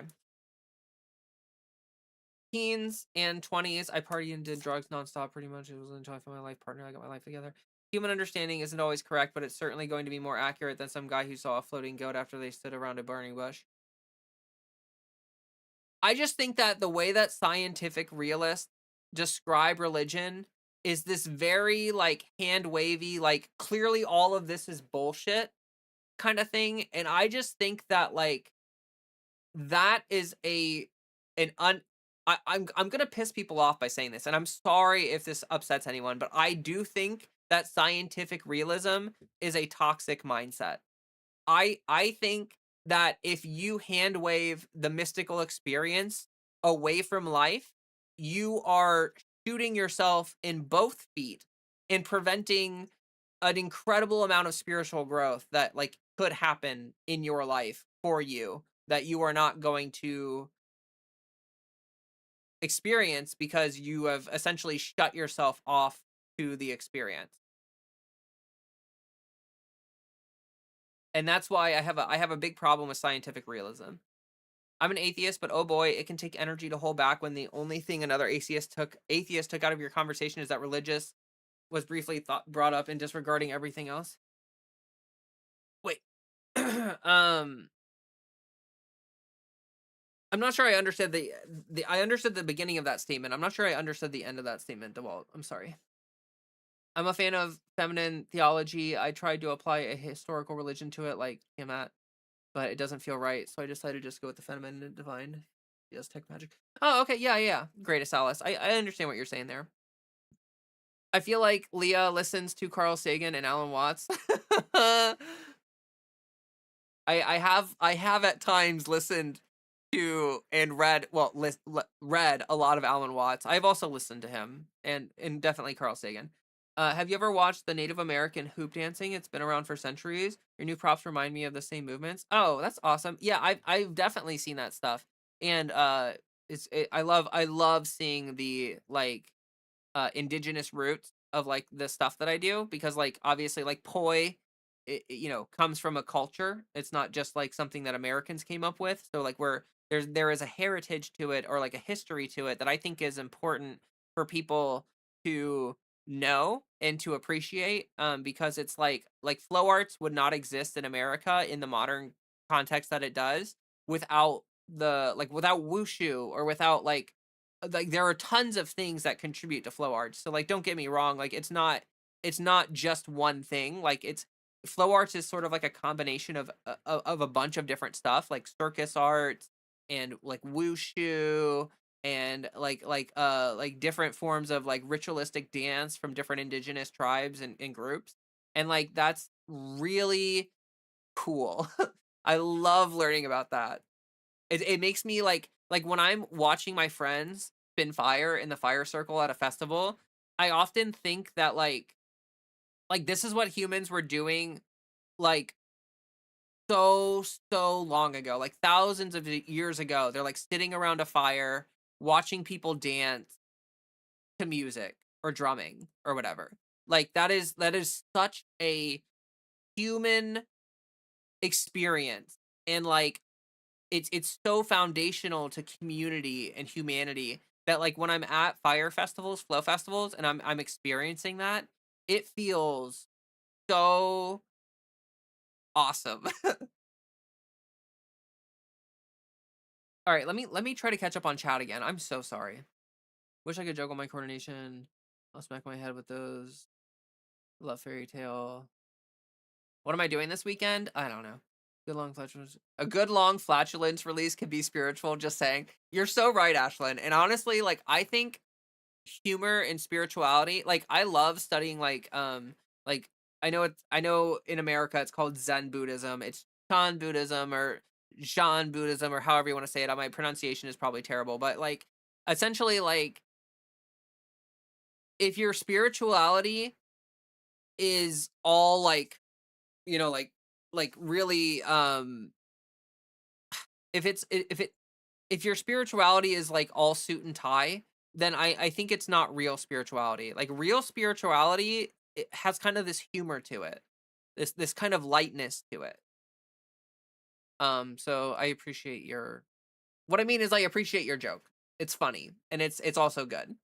I mean that's kind of the point of some entertainment. The world does suck. There's nothing wrong with wanting to listen to a story that isn't. It doesn't require being naive. It's just like kind of escapist and happy.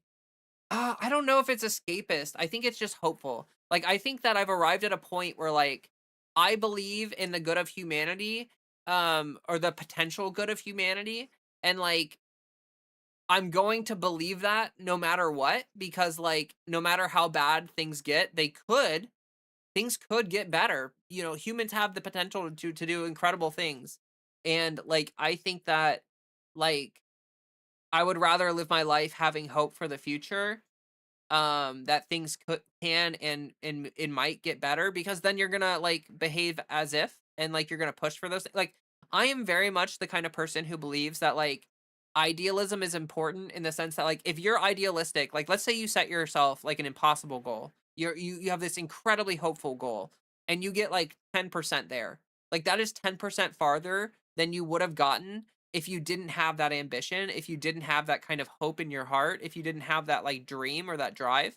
Like I'm going to get very One Piece on you all right now, but I do think that like probably one of the most important things in life is having like this really central ambition or does like goal or like dream, and living life as if you will achieve that dream, because like if you do that then you might get halfway there, and that is so much further than 0% of the way there, it's infinitely farther. And I think that that's important, and I don't think that that's like, I think people tend to be like, "Oh, well, you'll never get there. Things will never be that good. We'll never achieve this or that." And it's like, "Well, you're deciding the future because like it's like a self-fulfilling prophecy, You've already decided that like we're like the future's over basically. Like it's not even there's no potentiality left. Like you've just sucked it all out." Woo! Okay, a lot of Disney fairy tales are psychic mythology. True, it makes sense. Being naive is the opposite of being jaded. It's not a bad thing. It's an acceptance that all things are possible. Thank you. It's no different from watching like Star Trek and daydreaming about having a remote control that heals your busted leg. Are you talking about religion or dance? Like we just have to sincerely agree to disagree if that's how you view. Like I let me make a clear distinction here. I think I made this distinction pretty clear. But like organized religion is not what I'm talking about.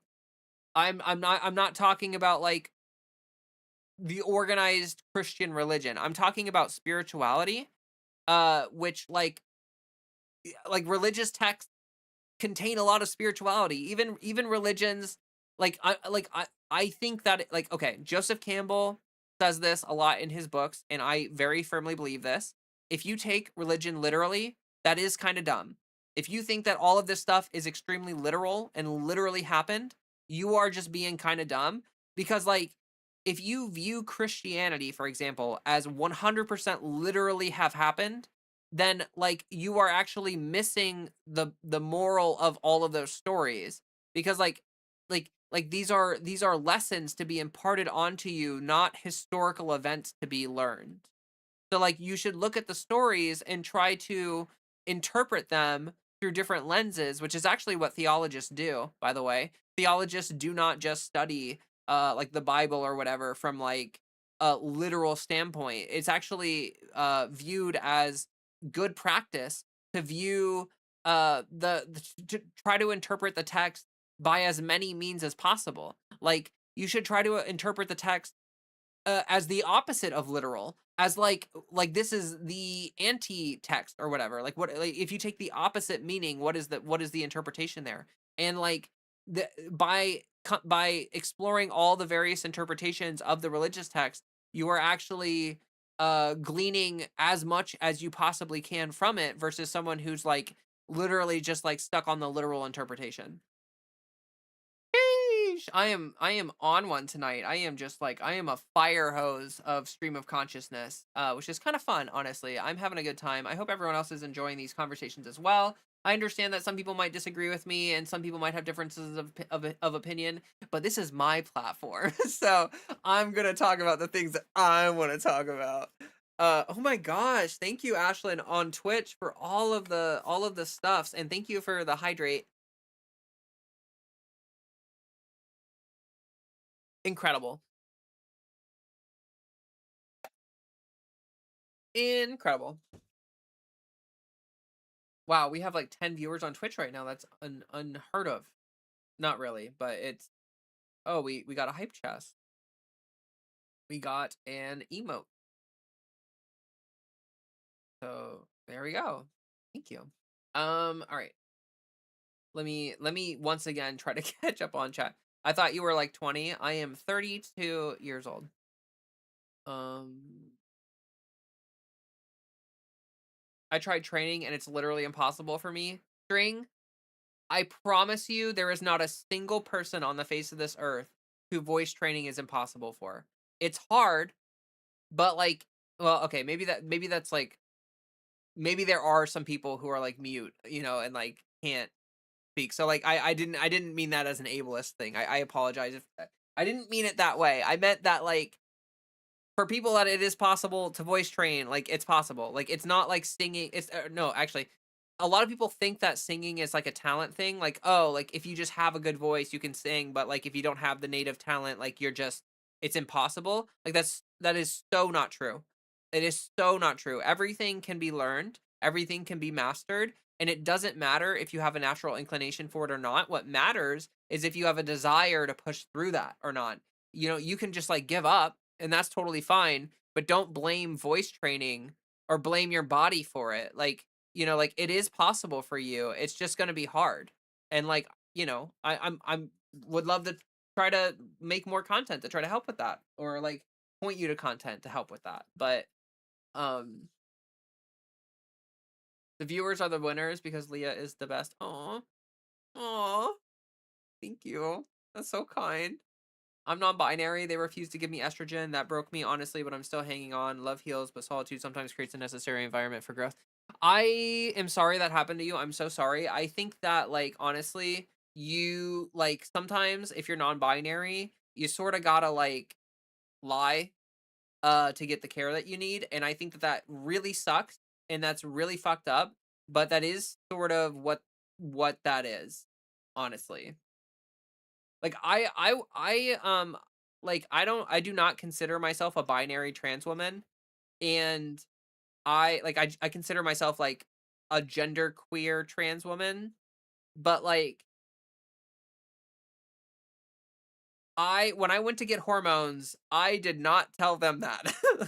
I kept that shit under lock and key because I was like, "Oh no, I am 100% binary trans woman." But like I just like I didn't want to lose the chance to get my care. I really hate that we have that kind of system though. Sorry, but science gets culty so fast. It's so much duct tape and bubblegum. The EP halfling, I agree that like science like what's really funny to me is that scientific realists will always say that religion is a cult, but what they don't realize is that the kind of attitude that they have towards science is the same exact attitude that religious people have towards religion. So like if you're a scientific realist, you are you're as much of a zealot for your beliefs. Like you are literally like doing the same thing the religious people are doing, but just with science instead of religion, which like makes you kind of a hypocrite. Kind of a hypocrite. Life is too short to bicker about small things, but issues that pertain to a bigger collection of people need to be helped to stand tall. Uh, mobile. What? The honest guy is blissfully. No matter the issue, great minds together can solve a problem with a fresh set of eyes or perspective. Phlogiston wasn't just a Genshin thing. Phlogiston, it's spelled with a PH. And yes, actually, Phlogiston is in Genshin Impact. And when I saw that for the first time, I thought that shit was hilarious. I don't know if that was just an accident or whatever, or if someone in the team knew what Phlogiston was and thought it would be funny to put it in the game. But that is yes. And I I I sort of resent that I'm such a nerd. Like I played Genshin for so long and like so much information about that game is in my head that I don't think I'll ever need again. I might try to oh, what am I holding? Sorry, Axolotl. I'm holding for people that just showed up. I'm holding some stars. I got these today. It's like some new props. And I actually love them. Like, I'm probably gonna spin these every day along with my Oxbow. So if you follow me on Instagram, I'm gonna be putting out content with these as well as my Oxbow. I love these so much. I'm just sort of holding them because like I feel like when you keep a like I keep my Oxbow on me all the time, like I wear it like a belt or whatever. And like I feel like having it on me like imparts like sentimentality, but it also imparts like energy to it.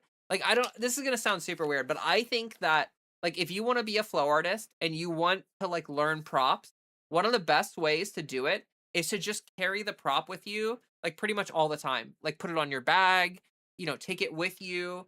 hold it, like carry it around with you. Just like you have to get used to how the prop moves, how it feels to hold it. Like you have to get comfortable with it. And part of that comfort is like you just explore it. Like you just spend time with it. And like that sort of like naturally solves that problem, which is like such a cool thing, honestly. Like you learn naturally how the prop functions just by like spending time with it and sort of like fidgeting with it, or like sort of like subconsciously exploring it.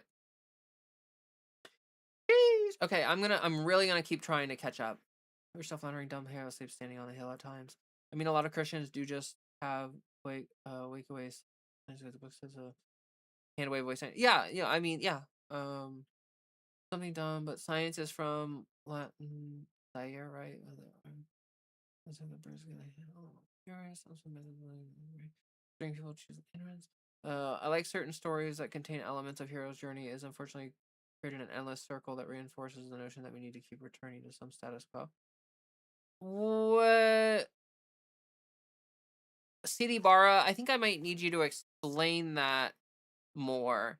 While I like certain stories that contain elements of a hero's journey, it unfortunately created an endless circle that reinforces the notion that we need to keep returning to some status quo. I don't know what you mean actually, because like the hero's journey is fundamentally about the process of destroying the status quo for yourself.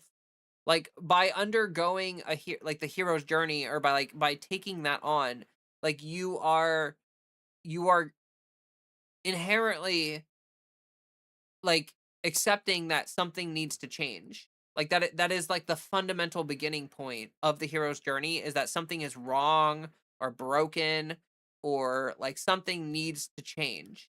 And that's why you're going on the journey, is to figure out like what that is or what that means, or whatever. Like that's the whole point. And so like it does create an endless cycle, because growth is never ending. Like you're never going to stop your spiritual growth. That is a never ending journey. Like you never hit an end point, right? But like again, that kind of like idealism that I have, where like I think that it's important to still go on that journey, because like you're going to be better for it. Like I'm definitely a less angry, less hateful, more loving, kind and empathetic person than I was 10 years ago, because I've spent a lot of time analyzing and thinking about myself, and sort of going on like little mini hero journeys, where it's like, oh, there's something deeply wrong. I mean, that's what led to me starting transition, because like I this is going to sound really weird, but I spent a lot of time working on myself, and I sort of fixed everything that was a really big problem for me, and I was still like really I still hated my life. And that is what made me realize that like it was something beyond the spiritual. It was something beyond the growth process that was making me uncomfortable. And that's why like HRT was sort of like the last piece of the puzzle for me. Like I do feel um like sort of like whole now, right? And like that's not how it is for most people. Most people start HRT before they like go on like the spiritual journey, and like, you know, all that stuff, self-actualization or whatever. But like uh yeah, okay, I don't know why I'm talking about that, sorry. You know what they say, there's no use arguing with it. Absolutely, truly, spirituality is needed for understanding, coming from someone who used to be a toxic realist that discounted faith with science. I learn the arrogance of that thinking. Alice, thank you for saying that. That's really awesome that you were able to overcome that. I also let me be clear. Let me be clear for everyone so that you all understand where I'm coming from. I used to be a scientific realist. I used to think that all religion was stupid and pointless and dumb and meaningless, and I thought it was just a cult. But then when I entered my 20s, I had a moment, like I had an identity crisis. Okay, so like I first of all had an identity crisis where I'm like freaking out.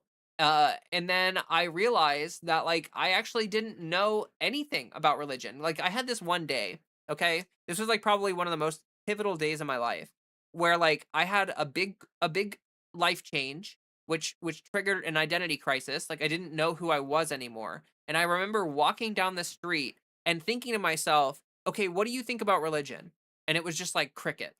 Like, what do you think about this or that or this? And what I meant by that is not what do you think, like what have other people told you? What do you think about religion? What do you think about various things? Like outside of the bullshit that people have spoon-fed you or that you've seen on Reddit or that you've just like taken in from other people's opinions throughout your whole life, what do you actually think about those things? What supports do you have for your beliefs?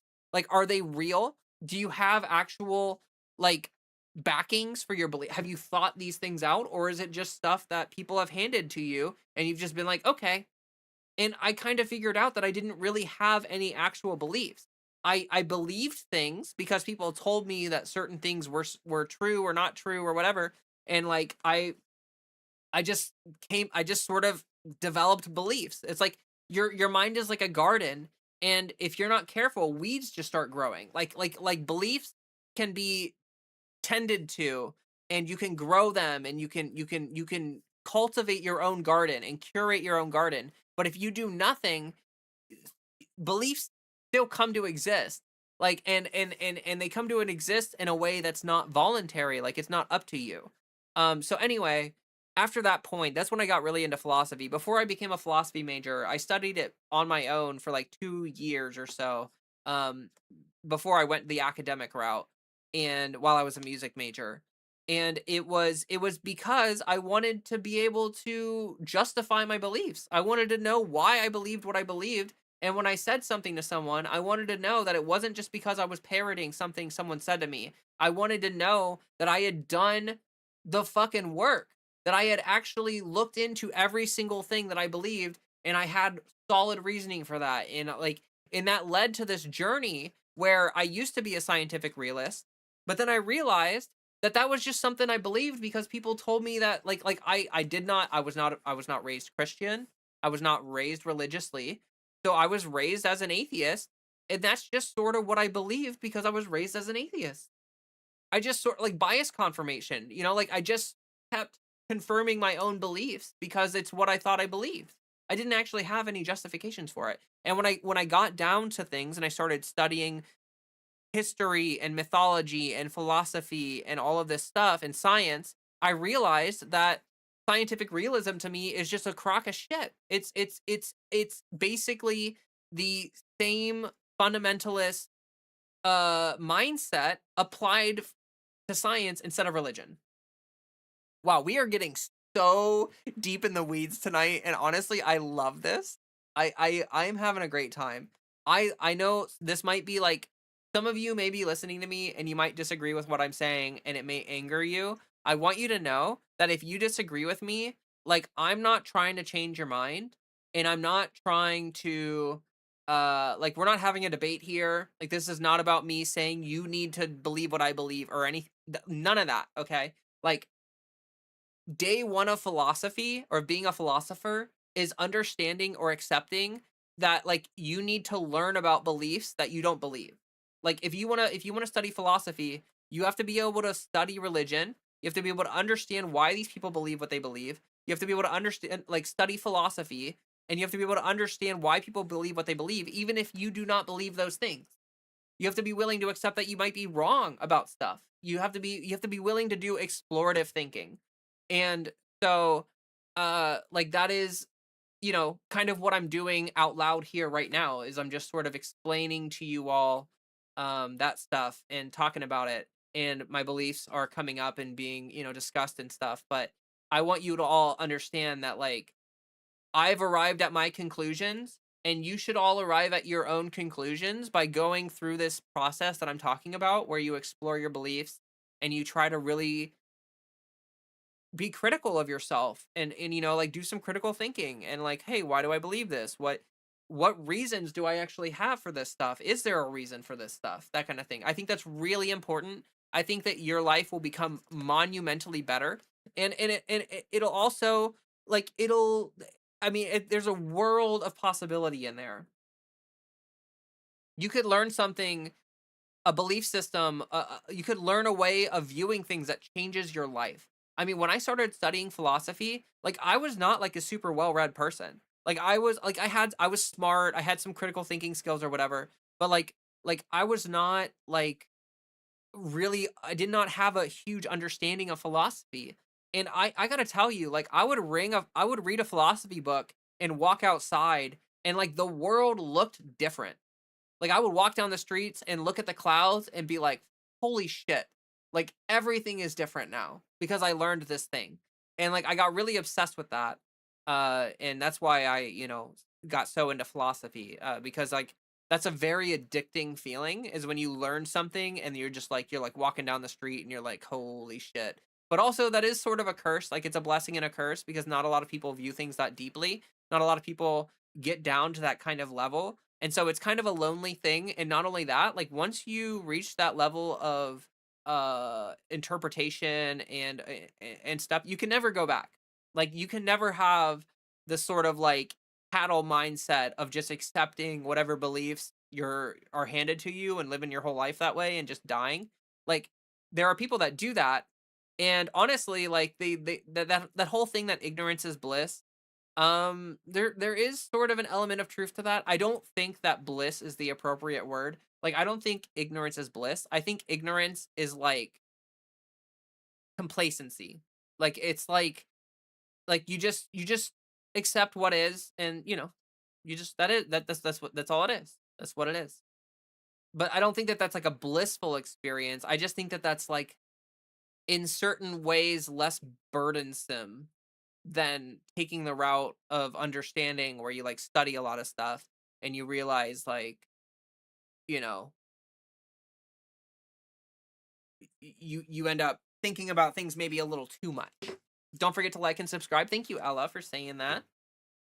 Oh, uh, humans are in the balance of yin and yang. The dark and the light must both exist for self-awareness. Yes. A tree that grows to heaven would have roots that grow down to hell. I do think that like I think that the dichotomy of life, like I think a lot of things can be broken down into those kind of like dualistic things. Like a lot of Eastern religion is about that. How like you have these different dualistic sides. Like the you have the left and the right, the up and the down. You have all of these like opposites, which create a spectrum of duality. And like sort of like in Eastern religion, a lot of the point of that is to like get over that shit and not put so much stock in the distinction, and to try to nullify the distinction in your mind, sort of. Try to come make it a goal, get some story out there. Uh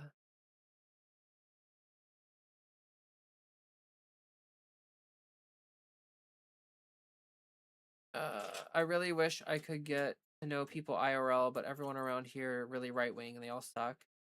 What's the swing state? String, if you're comfortable, what state do you live in? Oh, CD Barra's a writer. That's awesome.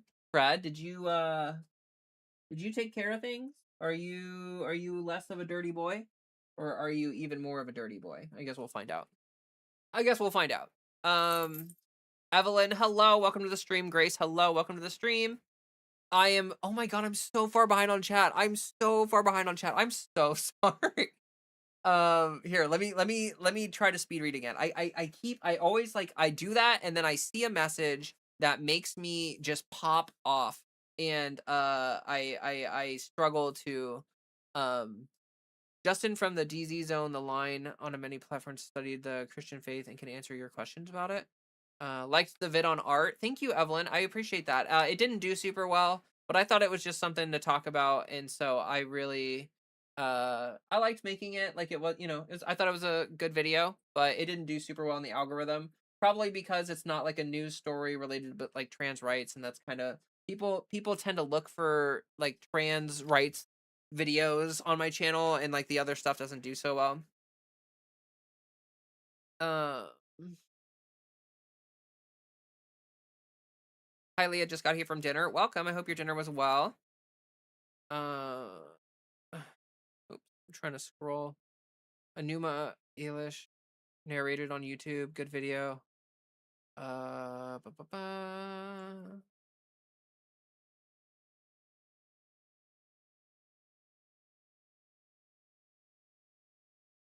Work's been going good so far. I'm glad to hear that, Susie. Boston's biggest eaters. Hello. Welcome to the stream. Thank you for being here. I mean, it depends on the specific areas you live. The medical care shouldn't be biased, but to help the patient in any way they need to better their life expectancy. True. Hold value in your voice string. Your family may not see it, but your voice matters. At some point, the fascists will find some other thing to scapegoat instead of having accountability. Sorry, I should say they get culty. Yeah, the duct tape and bubble gum was how things are made to work. I do a lot of arts and crafts at work. Genshin definitely knew. They have so many people working. Yeah, Genshin had a huge team. Ah, the Genshin days. Also, the stars seem very cool. Thank you, Axolotl. And yeah, Axolotl, you're like one of the very few people that remembers the Genshin days. One of the few. One of the few. And it's so cool still having you around and seeing you pop in from time to time. I'm sorry, Axolotl, that I didn't. Oh, Freddy, you are still gross. You need to go back on the floor, buddy. You need to. Oh God, I'm gonna have to wash this fucking thing I got on the pad. I don't know what is going on with him. His butt has been worse the past like couple weeks. I think it's because we got a water softener installed, and he was used to the calcified water, and now like we have the water soft now, and it's like he's like not used to it anymore. I think that's what's going on, but it's not good. Not good at all. Even when he's not having he's not having accidents, but like he goes to the bathroom and it's so runny. It gets all over like his this is way too much information, but like it just gets everywhere because his butt touches something and it's on his butt and it's gross. I gotta try some new things.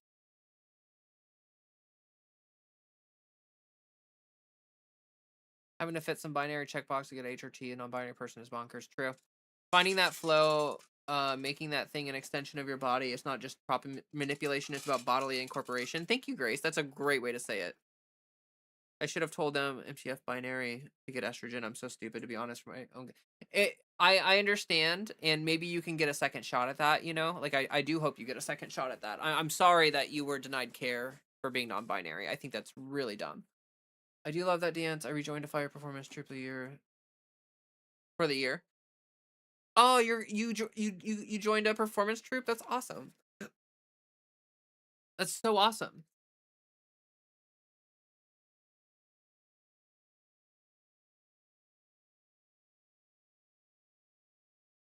Uh,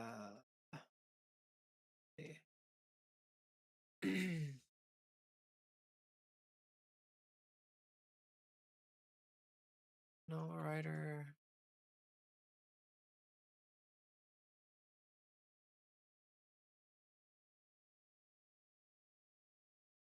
I'm trying to. I'm just reading chat. Just give me a second.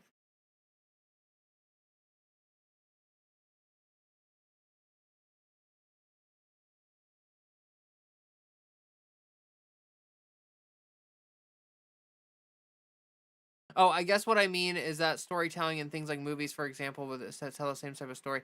Oh, sorry. I think I got like a Freddy fur in my mouth or something. Um, I see what you're saying, CD Barra. I totally understand what you're saying now. And yes, I agree that like I think it is like a crutch. It's like a narrative crutch that a lot of people use with art and stuff. I totally understand. Some atheists are really rigid-minded too, like the esteemed cultural Christian Richard Dawkins or Jordan Peterson, if I may be so blunt, fake Christian. Yeah. Yes. Agreed. Uh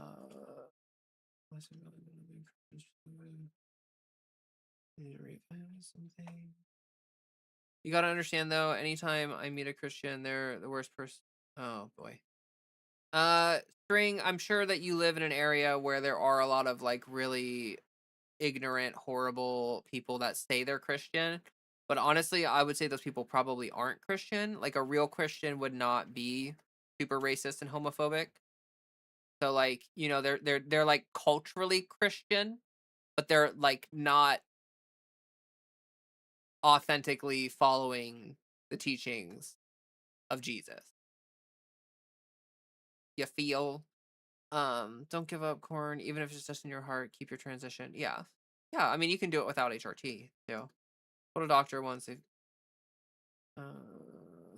realize something is really ingrained in your life. You find out it was holding you back. You feel like Atlas putting the rock on his shoulders. Yeah, philosophy, the OG red pill. Yeah, heck, the monks did a walk for peace. Yeah, ignorance is comfort food until it gives you diabetes.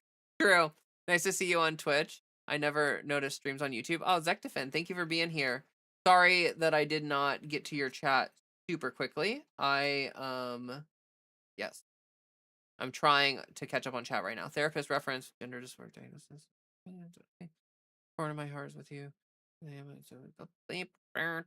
I think it sucks that a lot of trans people get sucked into only making trans content on YouTube. Yeah, Zectafin, that is actually something that I'm actively trying to combat, but it's really unfortunate. Every time I release a video that's not directly related to like the trans, like it doesn't do nearly as well. And like obviously there's gonna be stuff to talk about, and like it's sort of like a cultural conversation that's happening, so there's content to make. But like I don't want to like exclusively talk about, like, I made my channel to talk about politics, like in general. Like I made my channel during the election cycle, during the 2024 election season, because I wanted to try to make a difference there, which is hilarious in hindsight. But I um I made it to talk about politics, like broadly. I only started covering exclusively trans things when Trump took office and everything was so overwhelming. People were not talking about trans rights nearly as much, and so it was like, okay, I need to focus on this because we need to talk about this. And like like there are some videos that I need to make probably soon, like about like some certain polling that came out and stuff. I need to make some videos, but um yeah. I just don't want to be like stuck with that or whatever. Like honestly, I've been thinking about making a second YouTube channel to post my flow arts stuff, or to make flow arts content, like to talk about flow arts. But I don't. It would literally be a labor of love. Like honestly, it would probably get very very few whatever.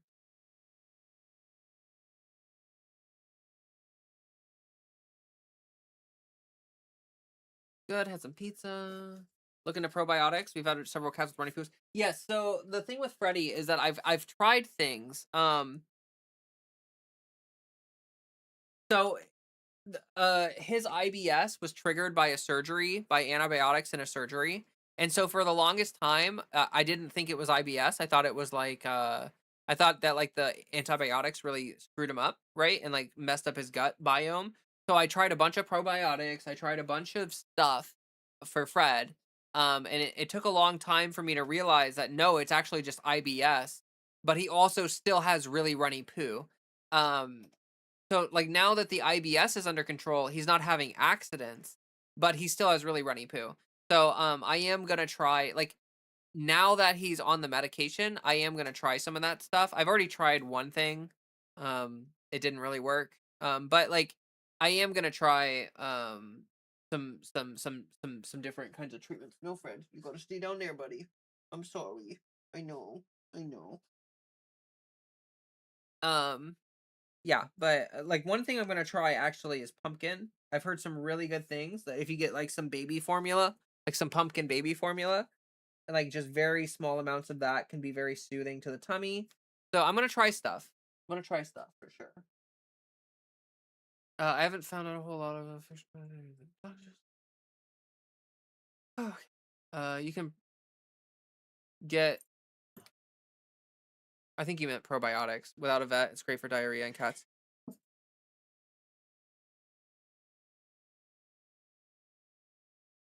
We started therapy down here. Leah will never catch up. Yeah, you guys are like chatting super intensely. It's like taking me a while, but it's okay. I love that people are chatting. Leah is a solid 20 minutes behind on chat. I was like 30 minutes behind on chat. I spoke to a gender affirming care provider. She is also a trans woman herself. I just had a second thought and threw her in the last minute, so that's on me. Oh, I'm sorry that happened. Well, listen, wishing you the well. The well. I'm wishing you the well. Holy shit.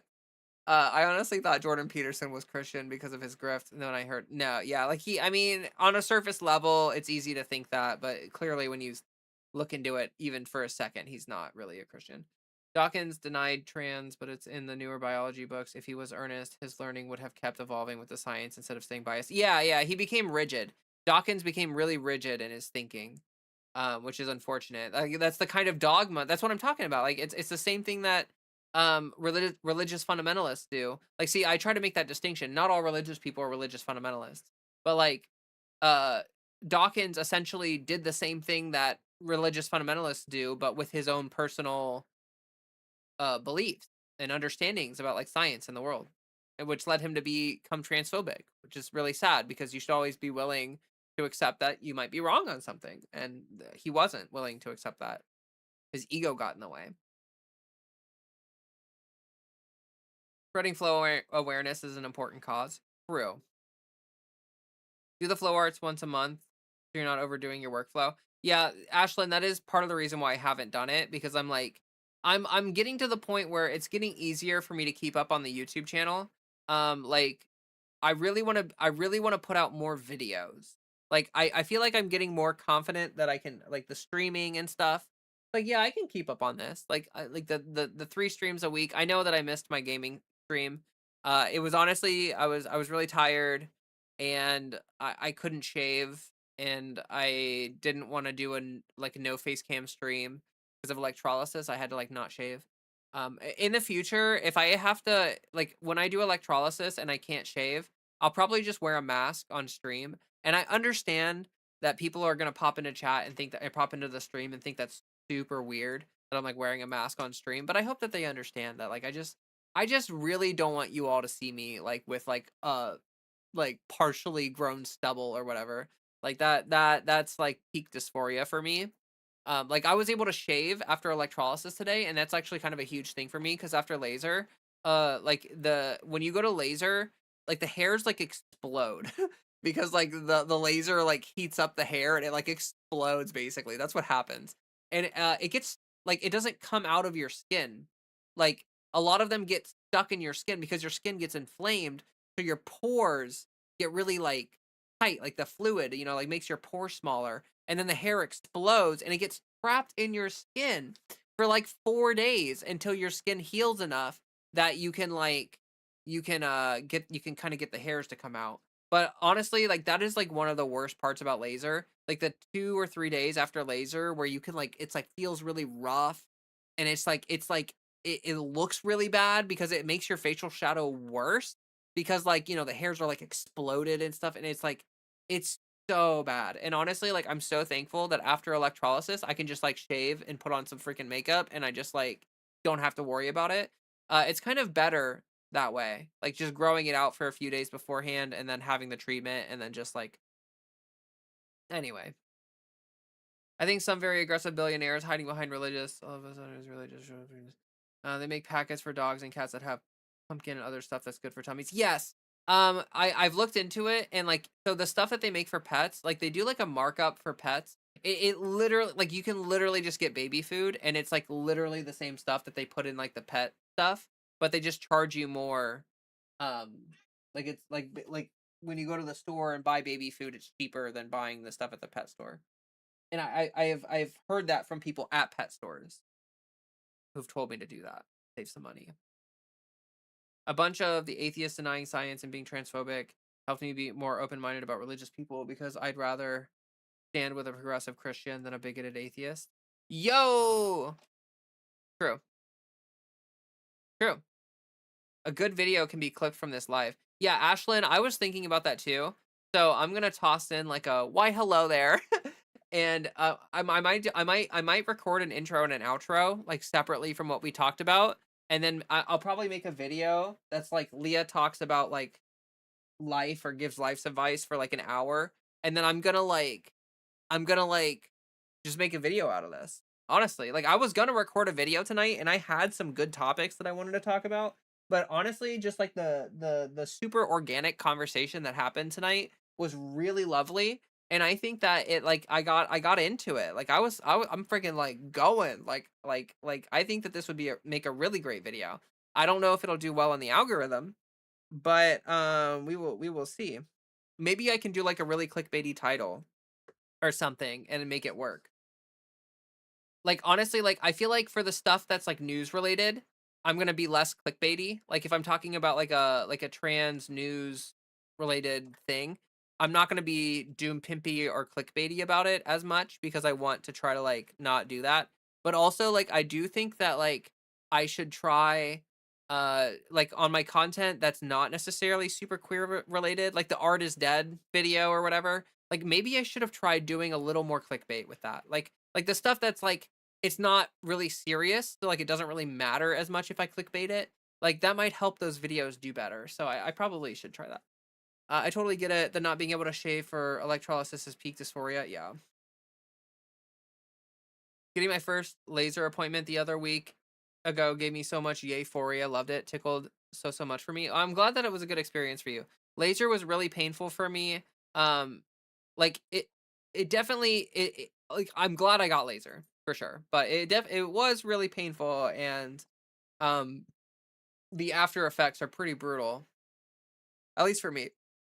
Ugh, ugh. Thanks for the good vibes from y'all. Oh, you're very welcome. Thank you for being here and engaging and chatting, like, that's really good, for my channel and stuff, so, this chat has been, like, nonstop tonight, and we've got, like, hella likes, and, we've got, like, good viewers on Twitch right now. Like, this is a really solid stream, like, things are good. Yeah,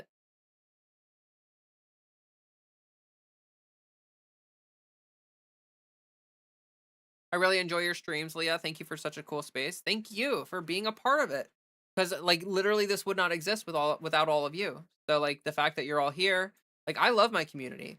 Honestly, it's kinda wild because, like, I don't know. Like, I watch a lot of well, I don't really watch a lot of streamers, but I have watched a lot of streamers throughout my life. And like there's a very common thing of streamers being like they hate their chat and they like hate their community. And I feel eternally blessed. Like if there's anything that I'm grateful for throughout the day, it's that my community is so amazing. Like, I do not hate the people in my community. I actually really enjoy reading chat and, like, talking with people, even if I disagree with you all, like, on stuff. Like, I can have a disagreements with all of you, but it's like a good conversation, and, like, you guys don't do, like, the trolley shit where you, like, for a lot of streamers, they get really antagonistic with their chat, and then the chat senses that kind of hostility, it becomes, like, really trolly and stuff.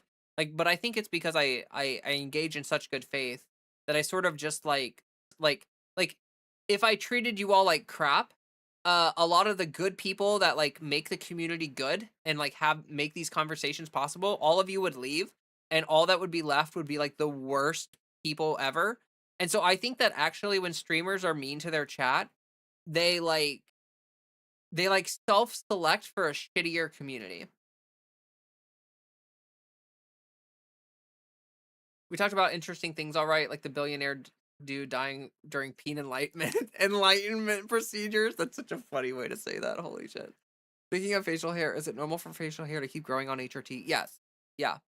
Yep. Um, HRT will not do anything to facial hair except potentially change the texture of it a bit. Like my facial hair got like thinner and a little less like coarse. Um, but like the amount of it stayed the same. You got to get laser or something for that. Those are called terminal hairs, and once they start developing, they don't stop developing. So like cis women can get facial hair as well, like, you know, like PCOS and stuff. And that's a very real thing. Um that like, you know, they develop terminal hairs and they grow and you got to get laser or something to get rid of it. Or tweeze it or whatever. Uh it's only clickbait if it wasn't mentioned or a moment in the conversation. Yeah, that's fair. That's fair. Uh I think them hating their chat is a joke. Well, for some people it's a joke, but for some people it's like actually not a joke, but it is engagement farming. Like when I like if you really go hard after a chatter, like it boosts your engagement a lot. Like people stick around more. They want to see it. Like it's meat and they want to take a bite.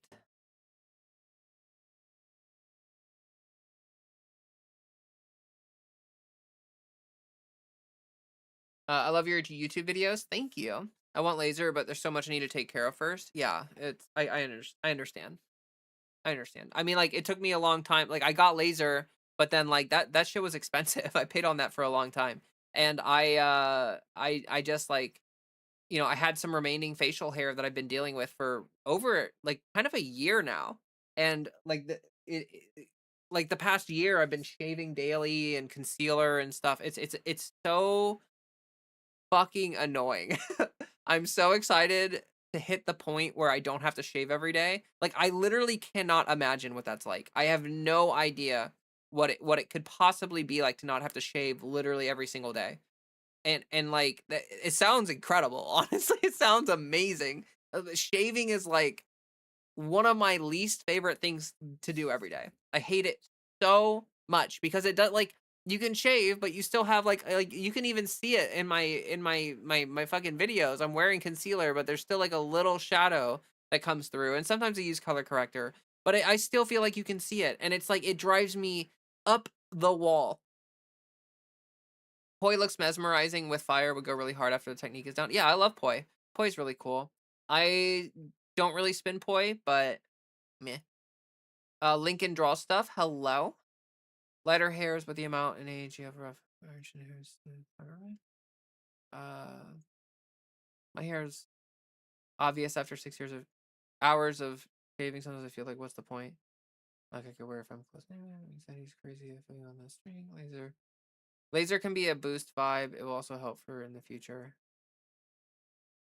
Felt what Leah said so much with the shadow showing through. Yeah, like, even if you conceal really well, I still feel like like, you can see, like, a hint of it. Like, maybe I'm just not well, I'm not a professional makeup artist, and honestly, maybe if I was a professional makeup artist, I'd be able to, like, perfectly conceal it, but I can't. Like, all I can do is make it less noticeable.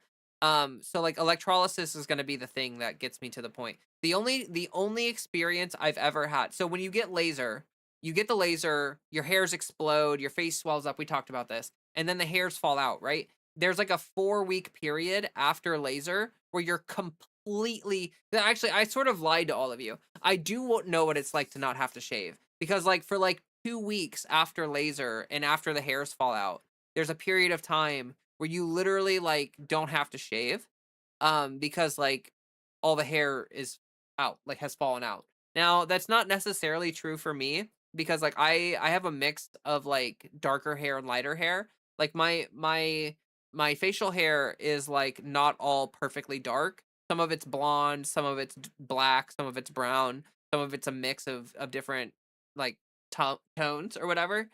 And the laser does not treat the lighter colored hairs. Like if you have like blonde or like basically colorless hair, the hair that like it's like kind of gray, but like if you have stuff like that, like the laser will do nothing. And so like I would still shave because having to shave like the stuff that didn't get treated to like keep it smooth, like to feel smooth. But like I could also not shave and I wouldn't have the dysphoric like shadow or whatever. But anyway, just like authentically not having to shave every day would be kind of incredible. That little shadow is cute. After I shave in 2 minutes, I'm rough as 80 grit sandpaper.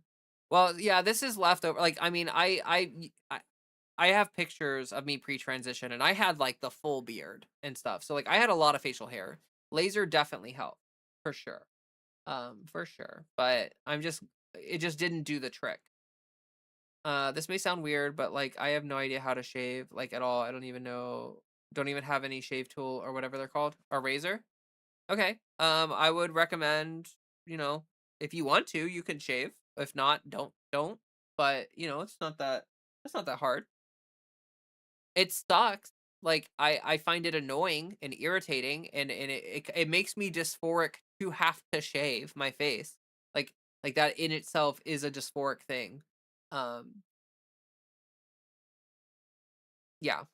So I'm excited to get done with the treatments. I'm gonna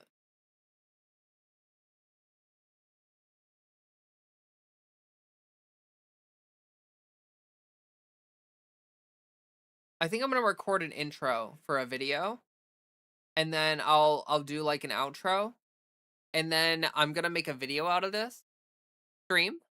So I'm gonna do that real quick for everybody. Um, so just hang out, Hey, Freak Show! You're going just hang out, nowhere! and we will do that. There's good YouTube tutorials. Yeah, yeah. I mean, a lot of people are not properly taught how to shave, so it's not the end of anything. Okay, bone saw is ready. You ain't going nowhere. So funny. Um. All right. So let me let me record this intro real quick. Oh, I guess chat just won't be on screen for, but like the entire video was me chatting with chat basically. So it doesn't matter. Okay. Why, hello there, and welcome to this incredibly random video. This is a video of me talking about life and everything, honestly. This is me just sort of like stream of consciousness with chat talking about stuff, but I thought that this was such a good conversation that we had on stream that like chunks of it would make a really good YouTube video. So that's what I did. It's not going to be the entire stream. I'm going to spare you that, but I'm going to try to pick some of my favorite parts of the conversation that we had during this stream and turn this into a lovely little YouTube video for you to consume. So I hope that you all enjoy it. I hope that this kind of video is cool. It might be a little different than what I normally do because this is like 100% me just like talking to chat and just like it's like a conversation that you're witnessing between a bunch of people. But I think it's cool. I think it's entertaining. We talked about a lot of cool stuff. I really, really loved it. And I hope that you love it as well.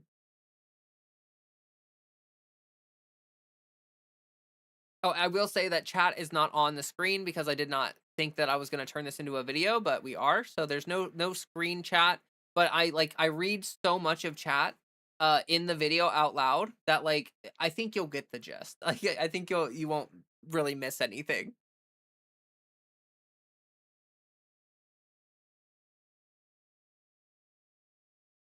Okay, and then I'm going to record an outro for that. So and now we are back from the conversation, from the stream conversation. I hope that you enjoyed it. I thought that it was lovely. And, this is the kind of stuff that really gets me going is just like talking about life and philosophy and stuff and things and whatnot. So I really hope that everyone enjoyed it. Um, support me, do what you can. Like you can like the video, you can sub, you can do all that stuff. You can hit that bell for notifications. Lots of things that you could do. You could go into the description of my video, for instance, and you could find a gun. No, I'm kidding. You could find the links to my several medias of the social medias. Wow, I don't know what is happening right now. But you can find my links in there. And then I have a Patreon if you want to support me monetarily. That is the best way to do it. Although I do have channel memberships and stuff, and that's all very good. So what I would recommend is doing some of that so that I can eat and pay my bills. I would love to be able to do that. And thank you all very much for the support lately. I really appreciate it. It means a lot. I will do a Patreon shout out and I will wrap this up quickly. I've noticed that my outros for my videos are usually incredibly long. And it's because I feel like that's an important thing for me to do is to thank you all properly and stuff. But I do realize I'm kind of long winded. Like after a while, like I think you get the point, right? So I'm going to try to be a little more succinct in my wrap up to my videos. That way my videos aren't like 15 minutes of me like thanking you all for the support. But anyway, you're gonna see Patreon people popping up on screen. These are my normal show supporters. Thank you all very much. That's all very kind of you to support me. And I could not be doing this without you. I thank you. Very much thank you. And now I'm gonna shout out my top tier. These are like my super supporters on Patreon. These people are like the people that make this possible. Like honestly, could not be here without them. A lot of these people have been contributing for a long time and like genuinely uh so thankful for this and for all of you. So thank you, thank you, thank you, thank you, thank you. And here are the names. So we have Sleepy Kayla, Art, Katie Starr, William the Concurrer, Jean Farre, Gwen Fawn, Kendra Brooks, Andrea Uhara, Kira, Sophie's Left Florida, Ultraviolet Vadu, Cassidy, Kate, Fiona Dobson, Cal Fiore, Trisha Pissafred, Katie Bug, Sarah J. Buck, Nikki Notel, and Sam Howard. Thank you, thank you, thank you, thank you. I love and appreciate all of you. And just one last little thing to ask of you folks who watched this video is to drink some water. Oh, and also before that, hold on, drink the water. But I'm gonna remind you again in a second. Um, I recorded this live on stream, obviously. So if you want to be a part of that, I stream Monday, Wednesday, Fridays. We do Mondays like news and politics. Wednesday is like a gaming stream that no one watches, and then Friday is just the stream of consciousness, me yapping about like whatever. And I love it. I love it so much. It's so fun. It brings me life. So if you want to be a part of that, I love the people that come into my chat and like authentically engage with me, and it's beautiful. It's amazing. It's wonderful. If you want to be a part of that, definitely feel free or join the Discord. We have people in there to chat with as well. Lovely community. Love to see it. Amazing stuff. Did you drink the water? Did you? I don't think you did. Drink that freaking water. I love you all and I'll see you in the next video. Okay, cool. That was the um the outro for the video. So now this will become a video. And you know what? Honestly, I think that's really cool. I think it's cool that we can take this stream and just like turn it into a video because it was like such a good stream. I think that's sick. I think that's sick nasty. I think that is super amazing and I'm very thankful. I feel like invigorated. Sometimes stream is a little emotionally taxing for me, but I genuinely feel like you all like poured into my cup for this stream. And so I'm like thank you for that, for this being such an incredibly good stream. Um I appreciate the opportunity to talk about philosophy and stuff cuz like god I love that shit. Inject that shit straight into my body cuz yeah. Anyway, I will probably actually wrap up this stream. It's been about 2.5 hours. I have some things I got to do. Like I need to do some laundry that I got to get started, and I need to do some cleaning, and I also need to eat something and um do a few things. 40 total today. 40 what? 40 total what? I'm confused. Um And Ashlyn, thank you. Oh my god, did you give out more? You gave out 40 subs today? Oh, that's what you meant. Holy shit. Oh, Ashlyn, thank you so much. You did not have to do that. Oh my gosh. Wait. Total, you've gifted 75. You've gifted 75. Oh my goodness. Holy. Oh, whoa. That's incredible. Thank you. I need to actually, one thing I really need to do is I need to find an artist and I need to commission some art for the channel. So I was gonna do an art contest or something, but honestly, I just don't even have like the time or energy to like do all that, and kind of don't feel like I have much resource to provide prizes for that. So I think that I need to just find an artist and commission, like just like ask people to share their profiles with me so that I can um you know, peruse their work and find someone who I like and then just go that route. So anyway, if anyone is listening and you're an artist and you're interested in doing art for my channel, I think I know I think that's like Andrew, who is in chat sometimes, mentioned being an artist and being willing to do art for the channel. I will pay you. I will pay you money. Like not exposure buck, real buck. Like real money. I refuse to let artists do like work for free, and I think paying people an exposure is ridiculous and stupid. So, you know, like I will pay you like real money for your work. Like in a fair price. Like I will figure out what you feel like is a fair price for your work, and if I can afford it, I'll afford it, and if I can't afford it, then I'll maybe have to negotiate or find someone else, but you know, that is uh like I don't want people to do work for less than what they like. I don't want someone to like undervalue their work um for me, for my sake.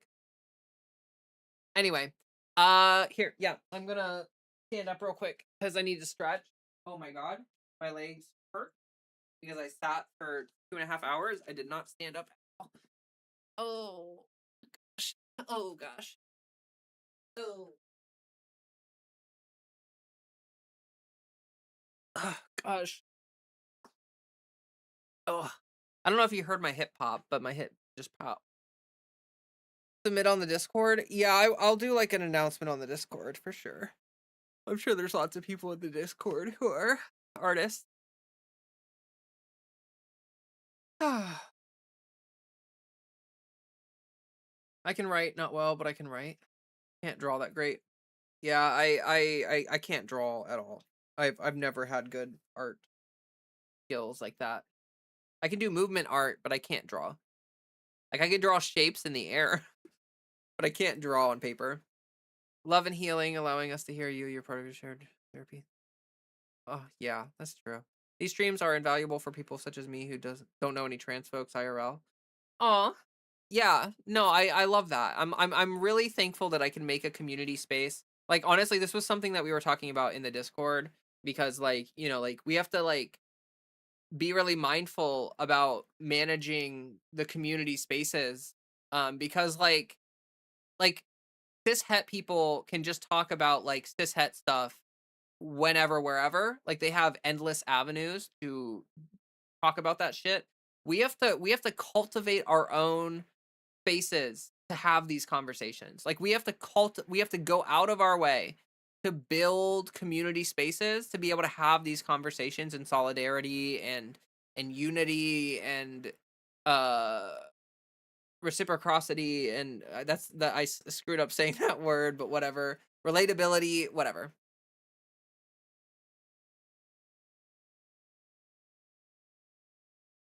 Um yeah. So I think that that's really beautiful, and I'm really thankful to be a part of it. I'm really thankful that you're all a part of it, and I take this very seriously. I feel a very strong sense of like responsibility to cultivate a good community space. So, um, yeah. Anyway, I'm gonna wrap up here. We're gonna wrap up here. Should I do a raid? Y'all want me to raid someone?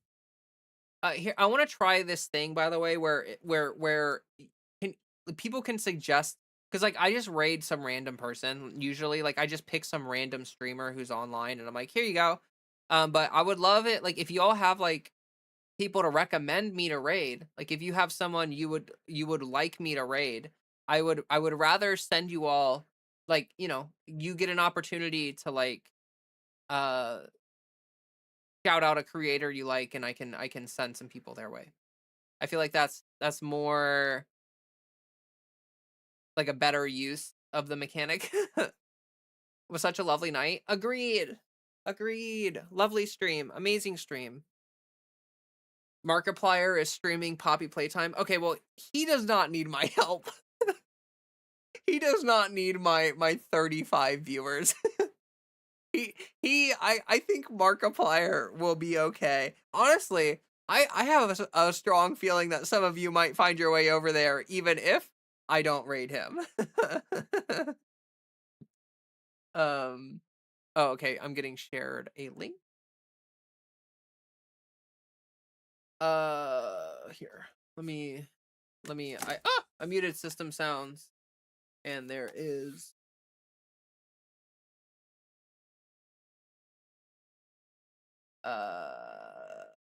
Seems like an ally stream playing. I have no idea what they're playing. Poppy playtime. Oh, it's the same thing that Markiplier was playing, I guess. Is this like, did this game just come out or something? He's great on Twitch and YouTube, low viewers. Okay, cool. Yeah, I will send people here. Let me raid. Let me raid channel. Oh, let me also hold on.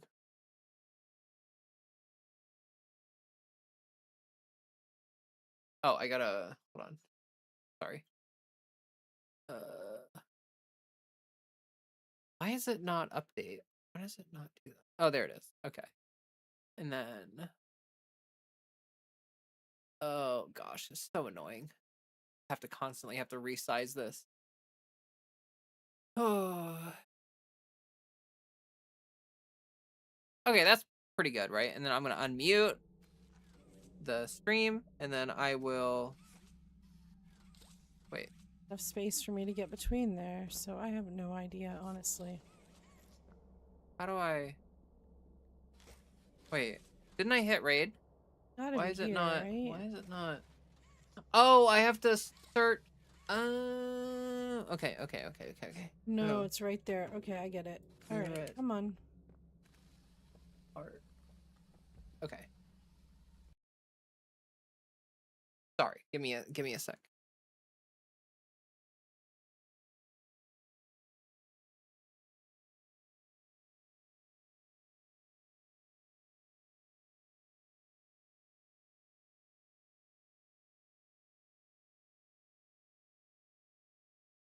Wait, what? Is that okay. Why is it? Oh, it was like paused. Okay. There we go. Okay. Let me go ahead and do this. Start raid.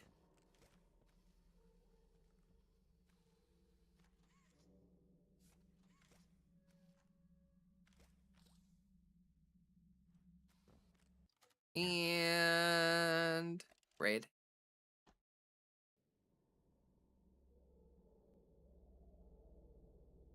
Man, I have to do this again. Okay.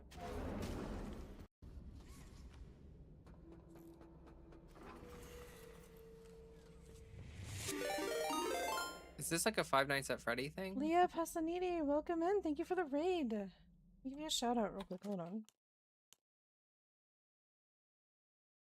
Ashlyn! I was wondering. I was like, I've never heard of this person before. I don't normally get raided by people I don't know. Welcome in. Oh, that's nice. I love it when people are What were you nice. playing tonight, Leah? And thank you for trusting me with your community. I appreciate you.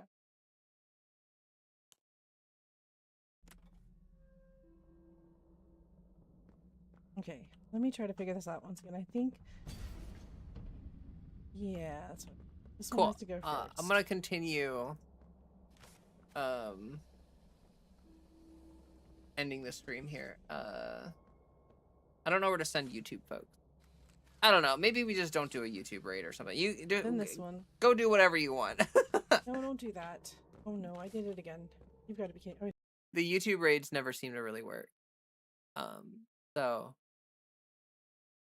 it doesn't matter anyway. Anyway, I appreciate all of you. Great stream tonight. You all have a wonderful time. I'm gonna watch this stream for just a few minutes and then go eat some food and stuff. But love you all. Peace out. Have a great one. I'll see you on Monday. Okay? Bye.